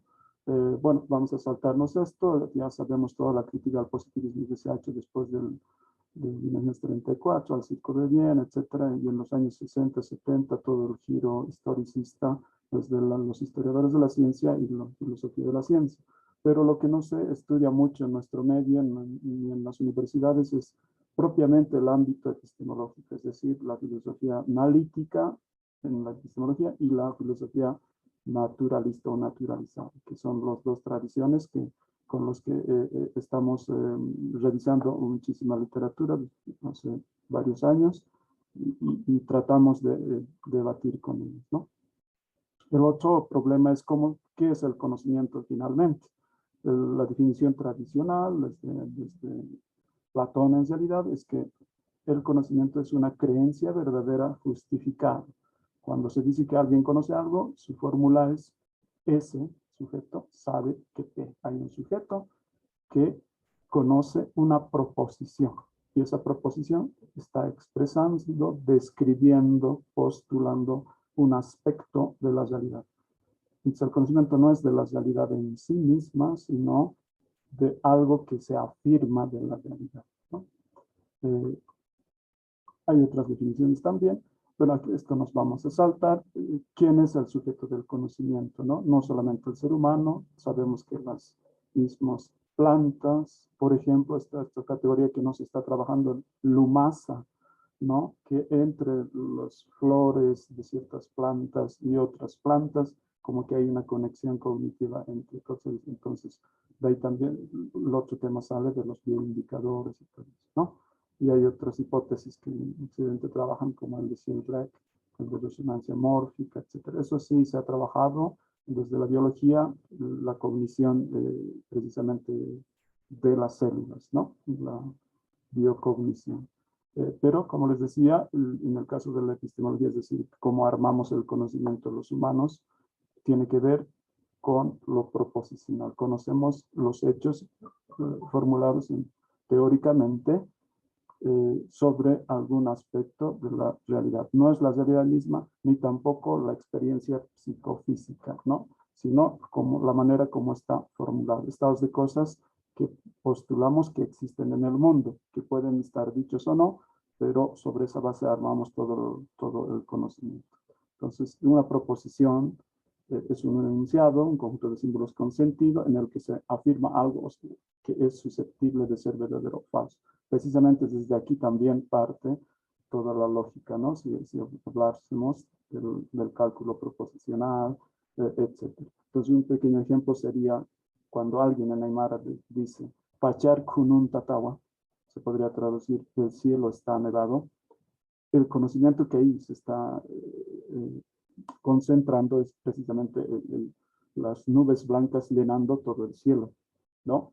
Ahora, pero eso implica, es cosmovisional, ¿no? No solo es un dicho, una proposición fría, sino implica la protección, el que no va a helar, etcétera, varias cosas que tienen que ver con el pacha, que tienen que ver con la helada, etcétera. Y toda la otra cuestión de la verdad también se ha trabajado. No vamos a entrar aquí a todas las teorías de la verdad que se tiene en la tradición de la filosofía occidental, como la más famosa quizás, la teoría de la correspondencia. En el Aymara, en este caso, existe la categoría checa, ¿no? Habría que preguntarse, hablábamos recién con un hermano también, cómo se habrá formado los primeros registros donde la verdad, supuestamente en Aymara se dice checa y tiene cierto concepto, ¿no? Porque en Aymara actual encontramos varios sentidos al checa, que es rectitud, algo que no se puede, que no está doblado, desviado, sino directo, algo que es correcto también en el sentido jurídico, en el sentido moral, rectitud, ¿no? Algo enderezado, o también algo real, también algo auténtico, tiene muchos sentidos. Eso falta formalizarlo, si nos vamos a basar a los principios de la lógica clásica, si es principio de identidad, de no contradicción, etcétera, o la bivalencia en la lógica. Esto es todo un problema también. Bien, para terminar con el concepto tradicional de conocimiento, es decir, que es una creencia verdadera justificada, decimos que tiene tres condiciones, ¿no? Uno, la proposición que se está sosteniendo en cualquier conocimiento mínimo, es que esa proposición tiene que ser verdadera, tiene que serlo, no puede ser algo falso. Alguien tiene que creer como segunda condición en esa proposición, ¿no? Y como tercera, el sujeto que está creyendo en esa proposición tiene que estar justificado para creer, ¿no? Es decir, ¿por qué es verdadera esa proposición que tiene formulada y lo cree, ¿no? La verdad aquí es estipulativo, es decir, tiene que serlo, no puede ser algo falso.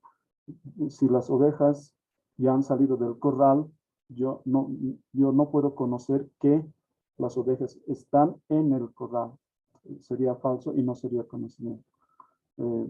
Entonces hay una relación de verdad entre la proposición y la realidad, hay una relación de creencia entre el sujeto y su proposición, y finalmente todo este problema de la argumentación o la justificación de por qué se está manteniendo que algo es verdadero o por qué se han aprendido a que sea verdadero. Y para esto hay mucha teoría también que vamos a...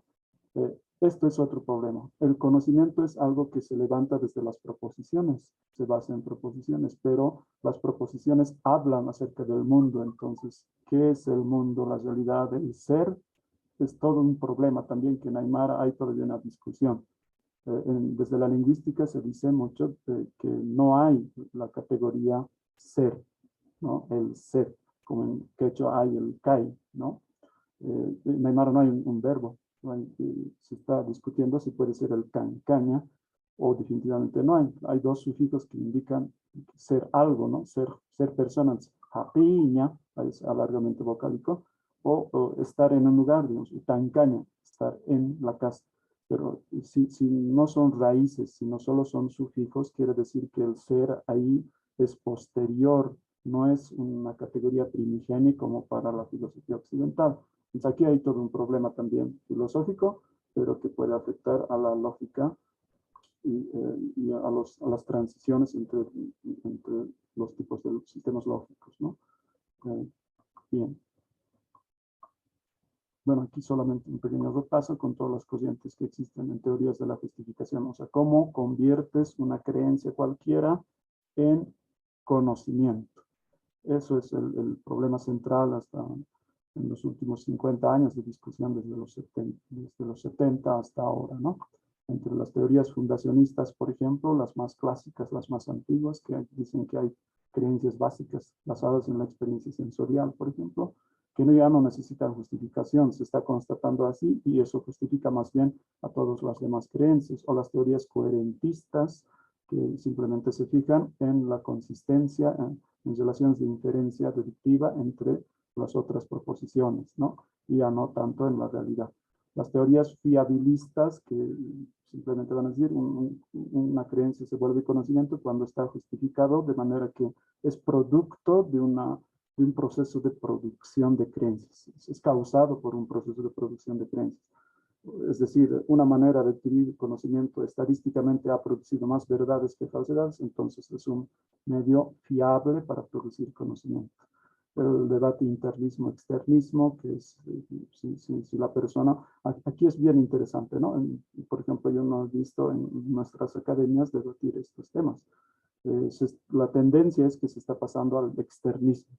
O sea, nosotros nos hemos acostumbrado de que todo conocimiento es algo que estamos conscientes de que algo es así o asá. Entonces, tenemos un acceso introspectivo abierto. Entonces, reflexionamos, pensamos y se supone que eso es el conocimiento. Pero ahora se está pasando en ese debate hacia el externismo, es decir, ya no es necesario que el sujeto esté consciente de que algo es conocimiento, sino incluso sin saberlo puede tener, mantener y expresar conocimientos verdaderos.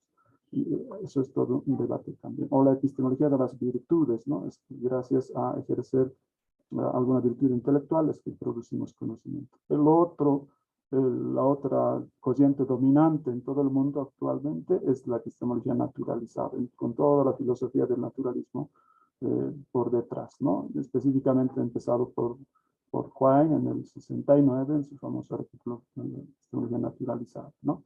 Que más bien ya no hay que filosofar, ya no hay que fundarse en cosas, digamos, cosmovisionales, filosofías primeras, directamente hay que basarse en la neurociencia, diríamos actualmente, ¿no? En la psicología empírica, psicología conductista en aquellos años, y ahora sería directamente en la neurociencia, ¿no? O corrientes como el neopragmatismo, la psicología evolucionista, el equilibrio, etc. Ahora sí, para ir terminando, pasaremos a las categorías que queríamos profundizar, ¿no? Primero, en todo lo que es en discusión con el empirismo, todo lo que son las categorías de la percepción y principalmente la percepción visual, la vista, ¿no? Aquí hay que distinguir tres cosas en primer lugar, ¿no? En la exteriocepción, una cosa es ver objetos así directo, ¿no? Algo singular, concreto. Otra cosa es ver los hechos. Aquí empieza lo epistémico, ¿no? No el objeto en sí, sino en qué estado se encuentra, qué relación tiene un objeto con otros objetos. Ahí empieza. Ahora nosotros, desde lo Aymara, quisiéramos aportar un tercer aspecto. Importa también no solo el hecho, sino la ubicación del cognoscente, del perceptor, en este caso, su transcurrir en el suceso que se está observando. Y para ampliar esto un poco, podemos distinguir otro. En la estructura normal que se maneja en la teoría de la percepción es esta, ¿no? S percibe O. Un sujeto percibe un objeto. Entonces, ahí hay que distinguir quién percibe el sujeto de la percepción, qué está percibiendo el objeto de la percepción, como qué se está percibiendo el contenido perceptivo, ¿no? Lo que se entiende que se está viendo en un momento. Y el otro aspecto que quisiéramos aumentar desde lo Aymara Y esto tendría que registrarse en la cognición visual en este caso y en la lógica también. La acción de ver, es decir, el carácter fenoménico de la acción de la visual, ¿no? Nosotros estamos llamando la modulación del acto perceptivo, el diálogo cognitivo, aquí es donde se da eso, ¿no?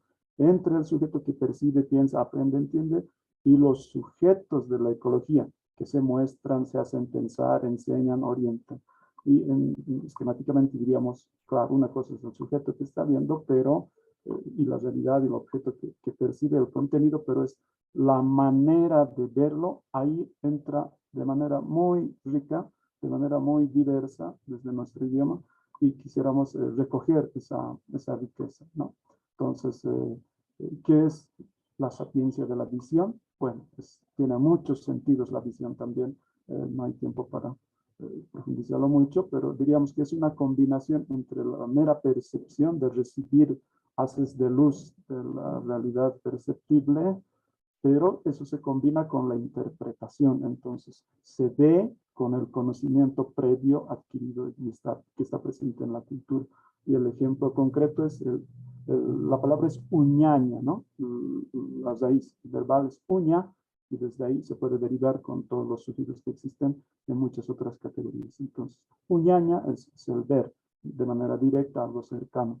Y cuando decimos, por ejemplo, cuca, uñiri, el que ve la coca, ¿qué se está diciendo ahí? Es el ejemplo perfecto para decir qué implicaciones tiene el acto de la visión, ¿no? No es solamente recibir algo, implica entender todo el acto ritual, la preparación, el desciframiento de las formas de las hojas, el poder cómo echar las hojitas de la coca en el tari, todo eso implica entonces la visión, no es simplemente esto. Es constructiva también, es decir, ya que parte de un conocimiento previo, la visión construye, incluso construye objetos, y eso lo vamos a ver enseguida también. Es afectivo, esto siempre lo han dicho, ¿no? El famoso sentipensamiento. En la visión también se nota eso, ¿no?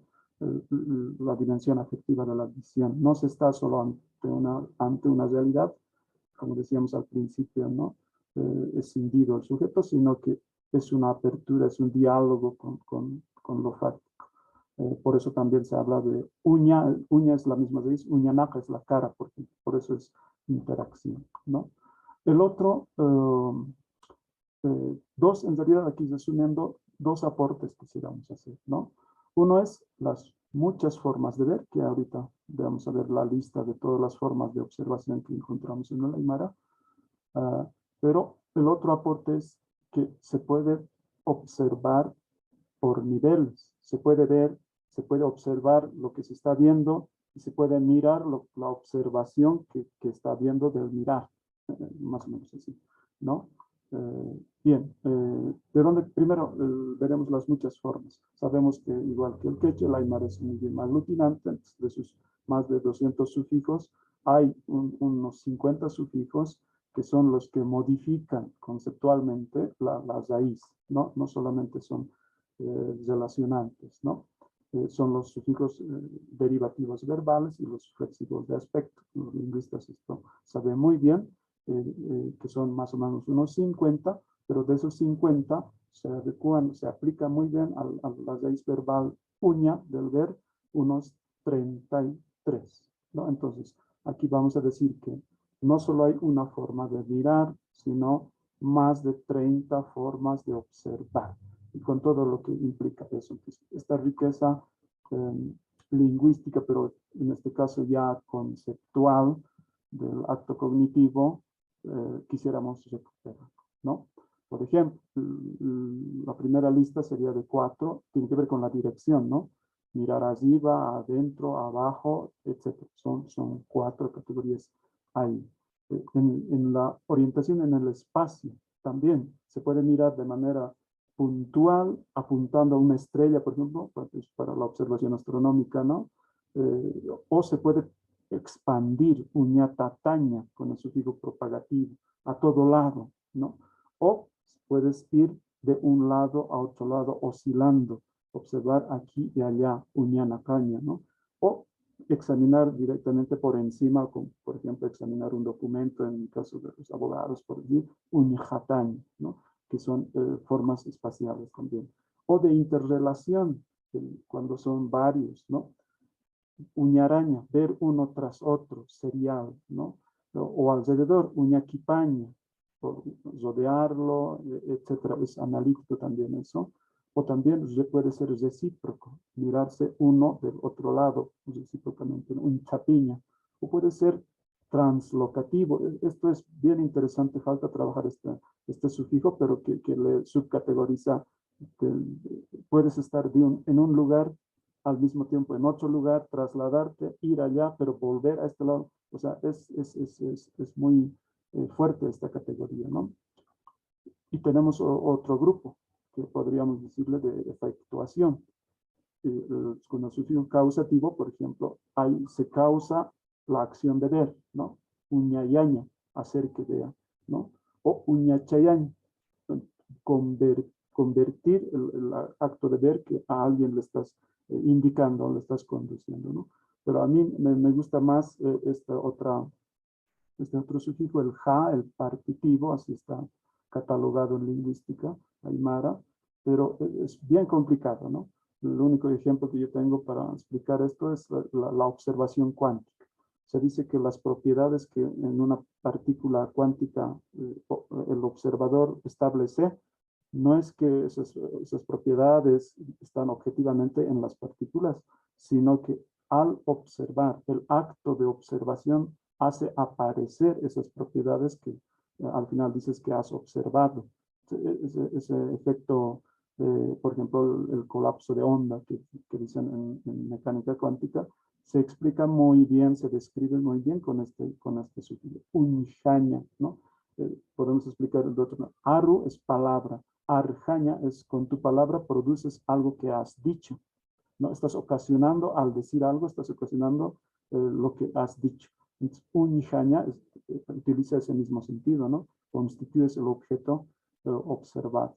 O el atenuador, el untaña, ¿no? Que es el causa disfrute, pero yo le encuentro otro sentido, ¿no? El untaña no solo el disfrute, el endulzar la lengua, sino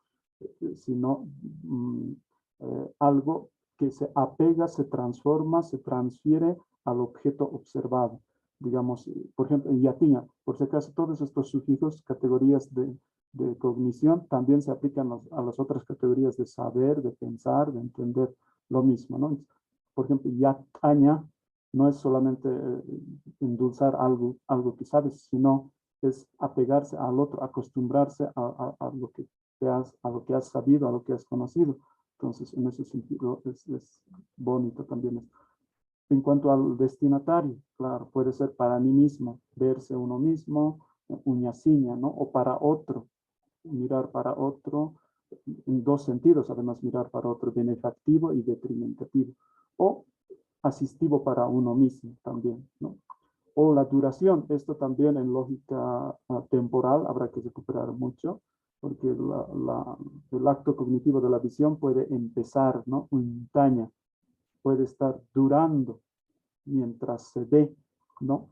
O puede ser también mientras se sostiene, uñascaña, mientras se mantiene la mirada o la visión. O finalmente terminas, ¿no? Completas, unjaña, ¿no?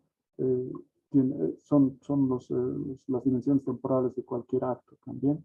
O la permanencia, puede ser, miras en un momento, pero te pasas dejando, después de haber visto, te vas, ¿no? Entonces, uñahuayaño. O algo que es muy limitado, se restringe, uñaquiña, algo muy, muy puntual, muy poco. O estar en sentido definitivo, más bien, o completo, ¿no? Uñapuniña, siempre estar mirando, por decir. O también alternativamente, ¿no? Uñaraquiña, esto también, otro también, de manera alternativa. Hay todos estos aspectos. Esto para la lógica modal es terrible también. Estos aspectos de la seguridad o no seguridad, si es fuerte o no la definición del acto perceptivo, ¿no? Puede ser que alguien parece que ve, uñas machiva, o puede ser de manera probable, ¿no? Un pachawas, quizás probablemente ve, o más probablemente ve, más que sí, que no, etc. Aquí podemos hablar de otros más, o el dubitativo simplemente, ¿no? Un chía, unch, inas, Unchani, unchinas. Este chi es para la lógica modal es igual. Y finalmente, cuando se trata de observación de conjuntos, en plural, es uñapcaña, ¿no? Uñapcañani, porque estaremos mirando todos, entre todos.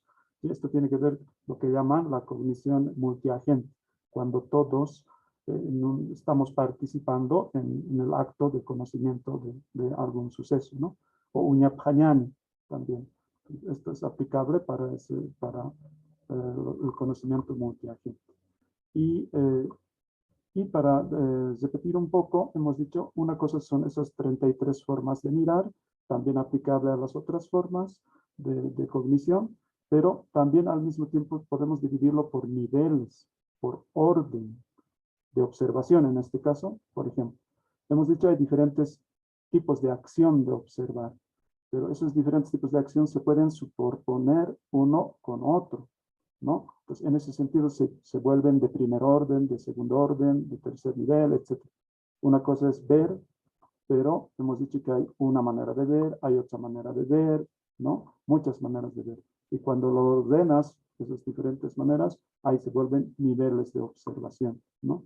Por ejemplo, un primer orden sería utaru uñantaño, ver dentro de la casa. En segundo orden sería utaru uñantayaña, hacer que vea dentro de la casa. En tercer orden sería utaru uñantayañiña, ir a, venir también, hacer que vea dentro de la casa, etcétera. Entonces podemos ir armando muchos más niveles todavía. Pero en la misma observación se puede hacer mirar, pero observar la mirada, etcétera, ¿no? Uñantir, uñantasa, uñjasiña. ¿Eso de dónde viene? Muchos aymaras deben recordar esta famosa frase, ¿no? Ukam, siu, sasin, sasau, sata. O sea, es el mismo verbo de decir, pero está en varios niveles, ¿no? Así dice al decir, diciendo vas a decir, más o menos se podría traducir, ¿no? Entonces, este modelo de desdoblarlo por niveles se puede hacer con la observación, con el saber, el entender, etc. Y podemos armar este tipo de cuadros, hay como de 18 niveles de observación en este caso, pero también de cualquier otro acto cognitivo, ¿no? Esto nos vamos a saltar. Y finalmente los otros categorías. El upiña, el pensar, ¿no? Que tiene que ver con el racionalismo en el sentido de la teoría tradicional del conocimiento, ¿no? De la filosofía occidental. Pues normalmente el pensamiento, el upiña que estamos diciendo, se ha entendido desde la psicología como la inteligencia, no estamos hablando de ello, pero también se puede hablar desde la Aymara mucho de eso, sino estamos hablando aquí como razonamiento, es decir, cuando al transferir, al pasar de una proposición, de un dicho, de un pensamiento a otro, sigues ciertas reglas, o sea, en otras palabras, lógicas, cuando pasas de premisas a una conclusión. De ese tipo de idea de Lupiña estamos hablando, ¿no? Otra cosa sería hablar en sentido de procesamiento de información y conceptual además, o en el sentido hermenéutico de diálogo de interpretaciones. Aquí el aporte sería, aparte de decir que cómo se entiende el Lupiña, el pensar, o el yuyay, que tiene que ver con la memoria también, en el quechua, es que el pensar en Aymara, el Lupiña es libre. Siempre se ha criticado los filósofos, los antropólogos, que supuestamente en las comunidades no había democracia, libertad, discusión, y todo sería imposición, autoritarismo. No es cierto, ¿no? Con el pensar, con el Lupiña, nos damos cuenta que eso tiene que ser libre. O sea, se piensa lo que sea, no está atado a ninguna cosa, ¿no? Y es hipotético. Es en el sentido potencial, en el sentido de imaginar lo incierto, suspendiendo cualquier certeza que pueda haber, hacer fluir la contingencia, cualquier cosa que pueda ser, imaginarse, ahí entra en el Lupiña, ¿no? Ahí estaría la creatividad de la teorización pura, por ejemplo, ¿no? Y aquí, y este es el otro aporte, donde más que todo en el Aymara funciona la lógica modal y multivalente. Esto es toda otra discusión que mañana vamos a ver con el hermano que habla de esto, que estudia esto, Pero yo diría que esto funciona más en la reflexión, no tanto en la acción concreta cuando hay que decidir algo en la comunidad, sino en la reflexión previa de qué cosa puede pasar o estar pasando, ¿no? Es traslativa, la Lupiña es traslativa, en el sentido de traslada unas situaciones hipotéticas a otras concretas y luego no concretas, etc. Es virtual, ya, el pensar. Y lo que decíamos, ¿no? Mañana seguramente vamos a ver esto. Puede ser que la Aymara, se ha hablado, a veces dicen es tetravalente de 4 valores de verdad, etcétera, pero lo que estamos arribando es que pueden ser más probablemente 3. No hay manera de determinar todavía otros valores de verdad, ¿no? Pero sí un valor intermedio entre verdad y falsedad que puede ser lo incierto, ¿no? O la duda o el medio. Esto lo vamos a ver. La otra categoría es el yatiña, el saber cómo.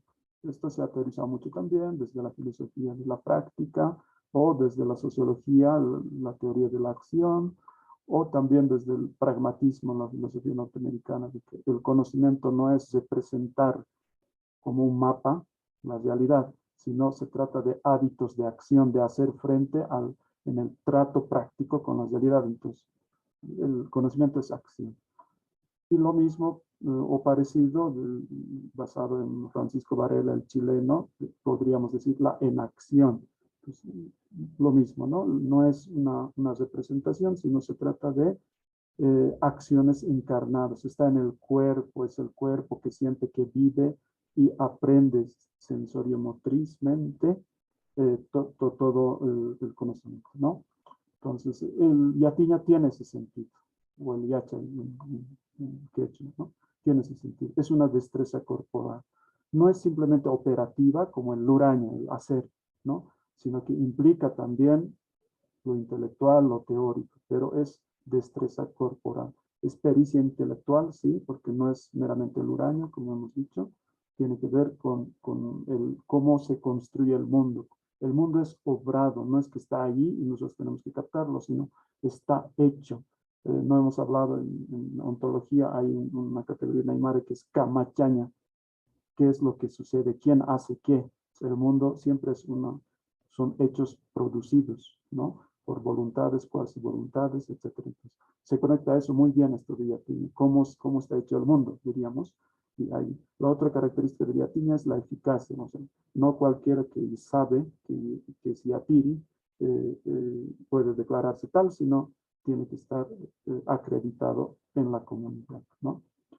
Tiene que ver Yatiña con la vivencia. Eso es el disfrutar o el padecer corporalmente algo. Yatpan se dice en Aymara, ¿no? O sea, que sepa. Entonces ahí está concentrando toda una dimensión de la vivencia, ¿cierto? Y finalmente la muyaña, la última categoría que quería compartirles, el comprender.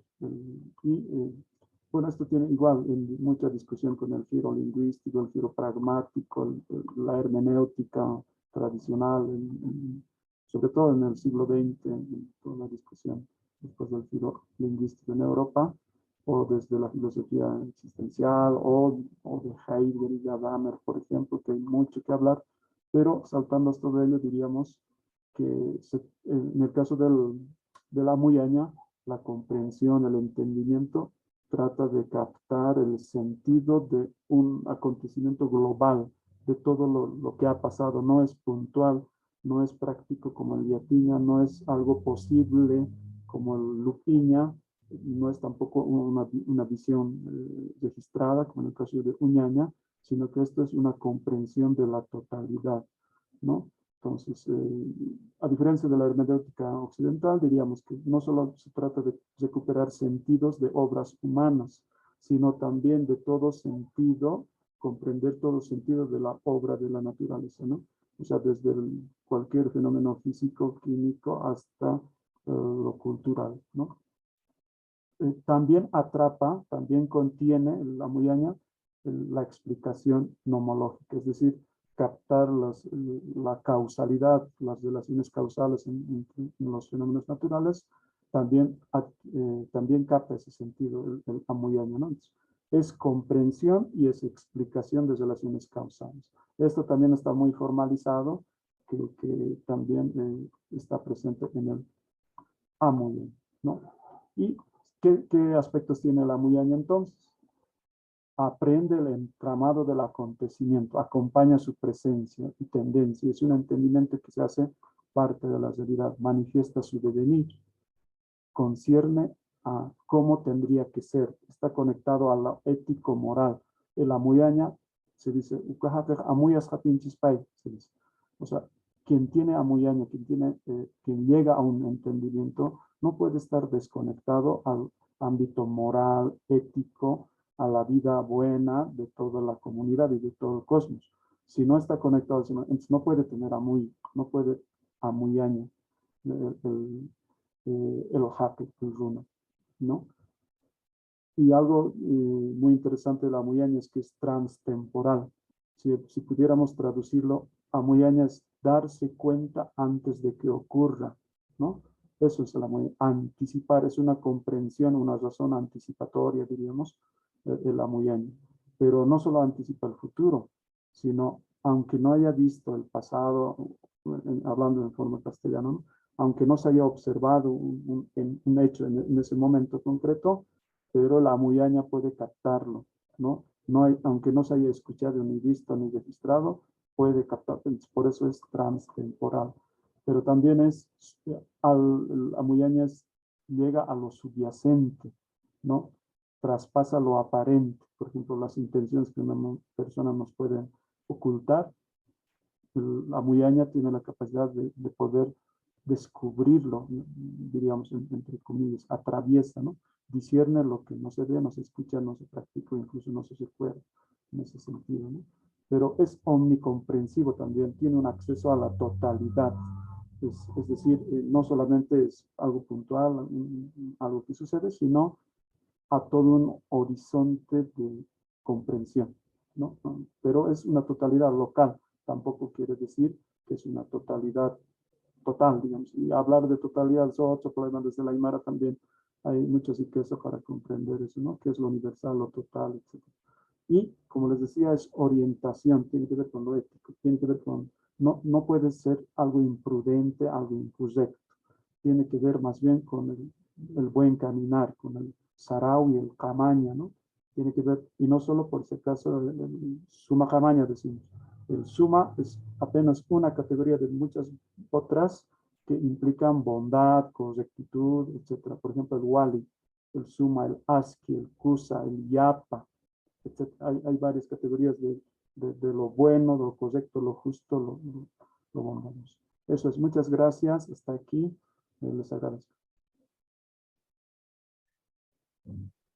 Hayaya hilata Froilán Laime Jupawa ay ukamata kananst awayapsto hilanaka kuyakanaka.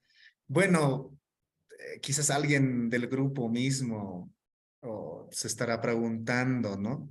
¿Por qué están hablando esto de algo de lingüística o epistemología y este de amuyaña? Bueno, hermanos, tenemos dos objetivos. Uno es lo que nos han mostrado del tecnosocial, ¿no? Lo que han hecho con el quechua, ir desde, como nos decían ellos, desde el software hacia la lengua, ¿no? Y lo otro es desde la lengua hacia el software, ¿no? Entonces, bueno, estamos apuntando con estos conversatorios a las dos vías, ¿no? Y bueno, para concluir, muchísimas gracias a los hermanos que nos han compartido sus conocimientos en esta noche, al equipo de Alex Ojeda, a Gilata Wilmer Machaca y por último a Gilata Froilán Laime. Estas son las características de nuestra lengua, que ahora el desafío es a ver cómo con esas ideas podemos construir pues un lenguaje de programación.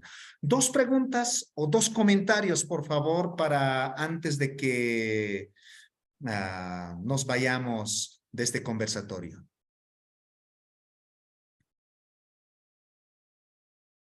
Quizás de los expositores pueden añadir también Y yo sé que Wilmer ya está en medio sueño porque ya debe ser a esta hora casi 4 o 3 de la mañana, ¿no? Y adelante, hermanos, hermanas, kumana kang kaspawa roja, a ver, anip jama, kunamo yuchutki, kun jamax amuit apta, luras ispate, anis luras kastana, Gilata Teodoro, Chacuchkiri, mil disculpas que no te hemos dado palabra hace un momento. Adelante, hermano. Hasta Singakim. Waliki Hayaya, Hilata Rubén, Camaraki Alex Ojeda, Naimaya Kazanki, Anjota Walekas en Uruchipaya. Estábamos ahí, ¿no? Aprendiendo también nuestros idiomas, que es muy importante. Y yo lo que quería comentar y al mismo tiempo también preguntar algunas situaciones. Mira, en parte,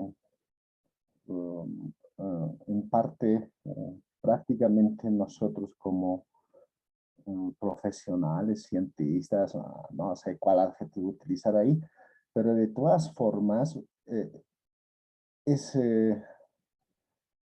una gran alegría ver, ¿no? Ver jóvenes todavía que están trabajando por sus naciones originarias, por sus idiomas, ¿no?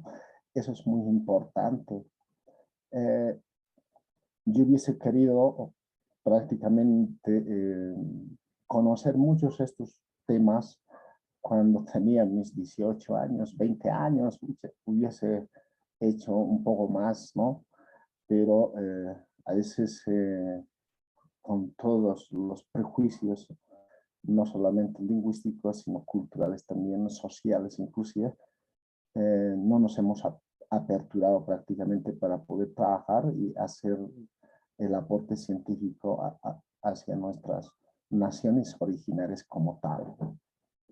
Entonces, y me alegra bastante, mira, estamos acá profesionales de distintas áreas de conocimiento. Alex Ojeda, tengo que es ingeniero, muy bien, felicidades, estimado. Y yo quisiera también particularmente conocerlos a ellos, porque a ver cómo es que han trabajado esta parte del prototipo que están sacando en quechua, ¿no? Entonces, y es bastante complejo cuando nos adentramos, digamos, a conocer los lenguajes de programación, ¿no? Entonces, casi en todas las universidades, institutos nos enseñan primero el lenguaje de HTML, después CSS, y así sucesivamente después Java, ¿no? Y Java siempre es la que más se enseña, creo, casi en todas las instituciones, y a partir de ahí ya quienes quieren un poquito profundizar más, están buscando conocer otros tipos de lenguajes, ¿no? Entonces, hay muchos otros lenguajes que son bastante complicados de aprender, por ejemplo, el C++, el C#, etcétera. Y hay otros lenguajes que son un poco más sencillos de entender también, como por ejemplo Python, el R mismo, ¿no? Entonces, para la ciencia de datos, etcétera. Entonces, yo no soy programador, tampoco soy ingeniero, sí soy lingüista hablante aymara.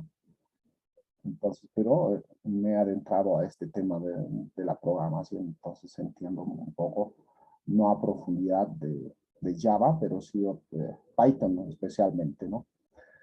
Desde ahí, yo mañana también voy a estar, espero que no me ponga nervioso para poder presentar lo que estoy trabajando en Aymara, prácticamente, ¿no? Entonces, y eso es muy provechoso para nosotros, y no solamente para nosotros, sino para el conjunto de las personas aymara hablantes, quechua hablantes, el guaraní y muchas otras lenguas que están en proceso de desaparición, están muriendo nuestras lenguas. El mismo gobierno a través del Ministerio de Educación ha hecho ya por desaparecido 3 lenguas de los 36 lenguas que están escritas en nuestra Constitución. Imagínense, entonces, y muchas otras lenguas ya tienen 100 habitantes, 100 hablantes, 10, 17, y esas lenguas están prácticamente en una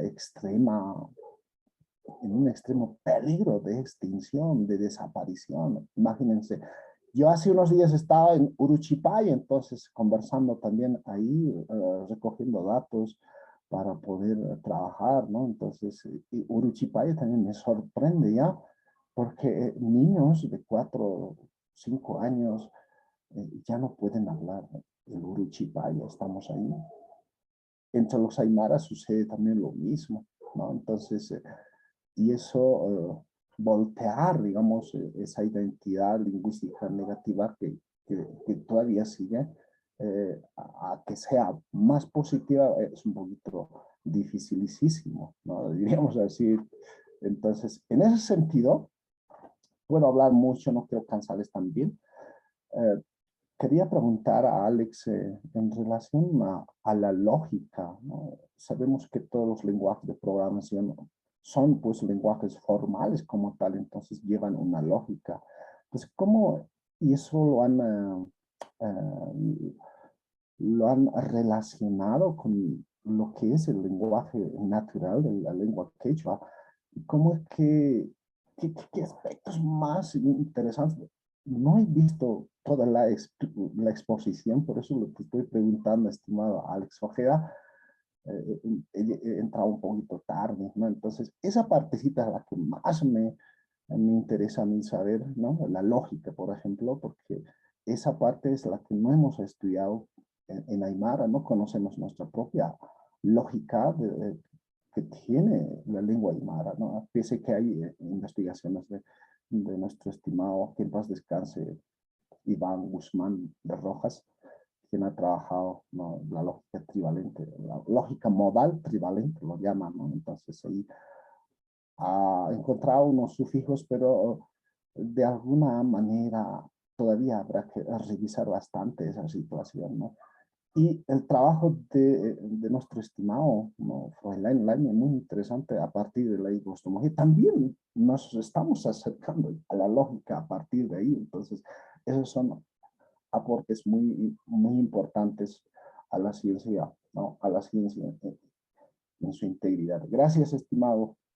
Solamente eso. Sí, gracias, Teodoro, por la pregunta. Y bueno, también quería decir, ya yéndose, ya cesando esto, que bueno, mucho de lo que vamos a construir va a ser, como decía Rubén, comunitariamente. Nosotros tenemos como algunos avances, pero hay muchas cosas más que faltan. Hay mucho trabajo por hacer, ¿no? Y bueno, me alegra mucho que este grupo esté reunido y haya gente interesada y hayan avances que han presentado, como con eso de epistemología, mañana lógica, lo de Wilmer, la importancia de los algoritmos. Entonces, en ese sentido, el trabajo que ahora respondiendo, el trabajo que hemos hecho, esto de Yankana, al inicio decíamos que hay dos formas, al menos dos formas de hacer esto.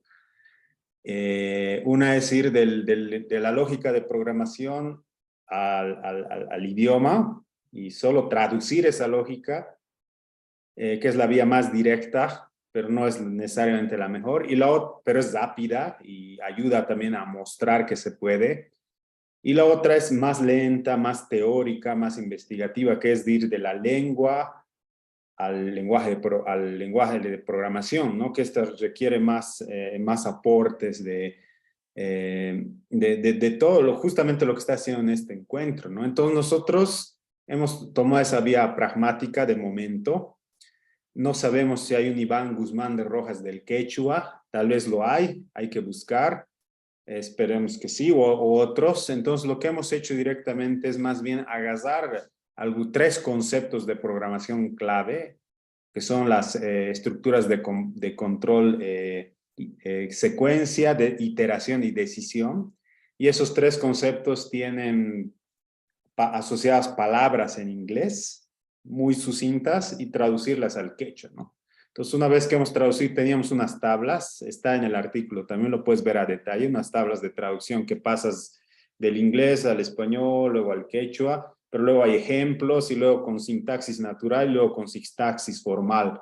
La parte formal la hemos sacado de la lógica de predicados, que es un poquito feo de hablar, pero es bien preciso, ¿no? Es decir, normalmente el predicado está después del sujeto, ¿no? Primero, ¿de qué se va a hablar y qué dices de lo que se habla, ¿no? Generalmente pero esta vez al revés, dices su propiedad, el predicado, y luego le metes adentro en un paréntesis el sujeto, la propiedad, etcétera, ¿no? Entonces, eso es muy estándar en todos los lenguajes de programación que has mencionado, incluso, ¿no? JavaScript, Python, C. Entonces, es una forma de escribir con predicados, ¿no? Predicados funciones también le llaman algunos. Y es un poco zompe, ¿no? El sujeto, objeto, verbo, sujeto, verbo, objeto. Pero, digamos, nosotros hemos dicho, adoptaremos esto hasta que haya algo mejor.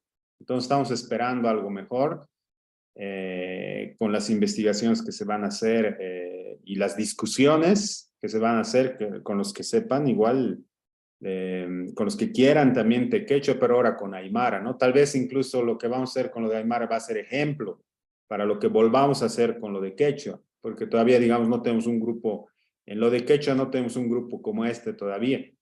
Entonces se pueden retroalimentar, ¿no? Entonces nosotros más bien alegres de que haya este espacio y podamos discutir con ustedes y no sean temorosos. Todos sabemos una parte, pero la otra parte hay que inventar, hay que inventar, discutir, yo no sé, ustedes, o sea, hay que hacerlo aquí sobre el camino, ¿no? Entonces lo bueno de colaborar. Y según eso podemos tomar decisiones y nosotros podemos ayudar igual en algunas partes. Por ejemplo, Valeria, yo y Micaela somos más quechohablantes, ¿no? Aymara, quisiéramos aprender un poco también. En el camino un poco aprenderemos, pero al final ustedes van a ser los que van a definir. Nosotros vamos a aprender y les apoyamos con algunas cositas de informática. Discutimos, pues, y vamos creando en común. Eso, gracias. Muchísimas gracias, Alex. Allin, wow, ok. Muchas gracias, Pachi. ¿Alguien más? Para terminar, yo creo que nos hemos pasado casi 40 minutos. Mil disculpas, hermanos, hermanas, y espero que valga la pena este conversatorio. Y si no hay alguien más, si no hay alguna consulta, mañana igual empezamos a las 7 en punto. Con procesamiento del lenguaje natural orientado a lenguas nativas u originarias, ¿no? ¿Quién va a estar exponiendo? Esteban Apaza y Chuta. Y por otro lado, también vamos a estar con la lógica modal trivalente aymara como base para la construcción de un lenguaje informático dirigido por Jerry Escobar, ¿no? Quien ha trabajado de cerca con el proyecto, o si vale el término, con el proyecto Atamiri, Iván Guzmán de Rojas. Ahí estaba alzando a María Lanoca, por favor, adelante. Y con eso terminamos. Buenas noches, hermanos, hermanas. En primer lugar, agradecerles por este seminario, conversatorio que nos enriquece a todos. Tengo una curiosidad, más que todo para el hermano Froilán, sobre la epistemología aymara. Si lográramos empoderarnos de esta epistemología, ¿qué tipo de investigaciones se estaría realizando con ese modelo para el aymara? No sé, ahí tengo una curiosidad, tal vez me puede aclarar. Sí, hermana, muchas gracias. Buenas noches, hermana. Entonces, bien, en primer lugar, no quería dejar pasar también felicitar al hermano Alex, también a las compañeras en quechuas. Ya estaremos trabajando seguramente en otras ocasiones y gracias, Rubén, hermano Rubén, por juntarnos todo esto, ¿no? Entonces, este es un lanzamiento gigantesco, creo, para el desarrollo de nuestro idioma, de nuestras culturas, ahora ya conectado totalmente a la tecnología. Ahora, la pregunta sí es, primero, es importante la recuperación filosófica de nuestro idioma. Yo creo que ese es el primer punto, porque Quizás muchas veces hemos tomado solamente como un idioma arcaico, apenas hablado. O sea, no, hay que valorarlo muchísimo más. En este caso, desde la filosofía. Ese es el primer punto. Ahora, las consecuencias de eso. La recuperación categorial de estas formas de cognición, ¿a qué nos está llevando? El siguiente paso sería el armar la metodología de investigación a partir de esta epistemología. Eso sería. Y hemos tratado de mostrar un poco, por ejemplo, la diversidad de formas de observar. ¿Eso qué nos facilitaría? Nosotros sabemos todos cuando hacemos investigación, tenemos que hacer trabajo de campo. Bueno, nos han enseñado a tener un cuaderno de trabajo de campo y nos anotamos todo lo que vemos, pero imagínense si podemos volverlo técnicas de maneras de observar utilizando estas subcategorías de la observación. Mirar puntualmente, mirar ampliamente, mirar alrededor, etcétera, etcétera. Incluso mirar a la manera cuántica, como hemos dicho. Entonces, eso ya nos está diversificando en las formas de observación, pero en las otras formas también, ¿no? En las formas de pensar, en las formas de comprender. Mira, es bien interesante. En Aymar, en observar, podemos decir uñacaña, bajar una observación. Cuando te acercas a algo, puedes bajar información, ¿no? Recolectar información. Pero ya es difícil decir amuyacaña, ¿no? Y yaticaña, eso sale muy tranquilamente. Entonces, el aprendizaje, en Aymara el yaticaña sería como quedarse la información del maestro, por decir, ¿no? Pero el amuyacaña ya no sale. Lupicaña, quizás. Hay justamente, si pudiéramos formalizar de manera lógica, con lógica modal, precisamente, porque hay muchas formas de saber y muchas formas de saber de manera verdadera, o quizás poco verdadera, no tan verdadera, casi falsa o totalmente falsa. Eso es la lógica modal, ¿no? Si pudiéramos formalizar eso, eso sería otro gran salto a las lógicas, ¿no? Mañana ya lo veremos, pero eso ya sería otro salto precisamente a estos lenguajes abstractos de programación, por ejemplo. A mí me está ilusionando, quisiéramos avanzar para el siguiente encuentro, por decir, hermano Rubén, convertir esto, ahorita ha sido como una aclaración semántica, para no hablar mucho, ¿no? Pero eso convertirlo en lógica epistémica dinámica, que ya eso ya es formalizarlo, ¿no? Con lógica, y presentamos eso. Ahí ya nos vamos a acercar mucho más seguramente con mi hermano Alex, que ya trabajan muchísimo más con eso. Entonces, así vamos a ir avanzando, ¿no? Entonces, ahora, en resumidas cuentas, hay un aporte filosófico desde la epistemología, puede haber un aporte metodológico desde las técnicas de observación y otras formas de saber, pero además puede haber un salto en lenguaje formal, abstracto, para todo lo que es el mundo digital, ¿no? Eso es. Muchas gracias y otra vez estoy muy alegre y felicidades, hermanas, hermanos, Rubén, Alex, Teodoro, quien ha preguntado, y hermana María, etc. Muchas gracias. Hayaya Gilata Froilán, antes de olvidarme, yo creo que mañana Jerry nos va a estar aclarando con más experiencia, y Jerry decía, si encontramos este hilo de lógica aymara, si vale el término, o lógica modal, como Froilán estaba aclarando, podríamos usar ese tipo de estructura ya en política, en justicia o para las leyes y para muchas ciencias, ¿no? Entonces, yo creo que la recuperación filosófica de la Aymara es sumamente importante, hermanos y hermanas. Muchísimas gracias, Hilanaka, Cuyacanaka, Askinan Puni, Akaruman, Hachikansta, Siptanja. Esperemos pues que este equipo siga desarrollando desde las ciencias donde trabajan, ¿no? Si son docentes, si son estudiantes, si son tesistas, si son sociólogos, antropólogos. Es un equipo multidisciplinar. Y mañana al terminar también vamos a estar dando, como a principio hoy hemos dicho, algunas actividades posteriores. Hayaya Hilanaka, Cuyacanaka, un gran saludo desde el alto. Y muchas gracias, Alex y equipo, Gilata Wilmer. aunque ya está durmiendo Gilata Wilmer, pero mañana en la grabación va a ver, ¿no? Entonces, otro Hayaya, Gilata Froilán y todos quienes han estado presentes. Muchas gracias y hemos terminado con este conversatorio de esta primera noche. Hayaya Gilanaka, Pillacanaka, Askiar Makiban. Hayaya, hayaya, hilata, hayaya.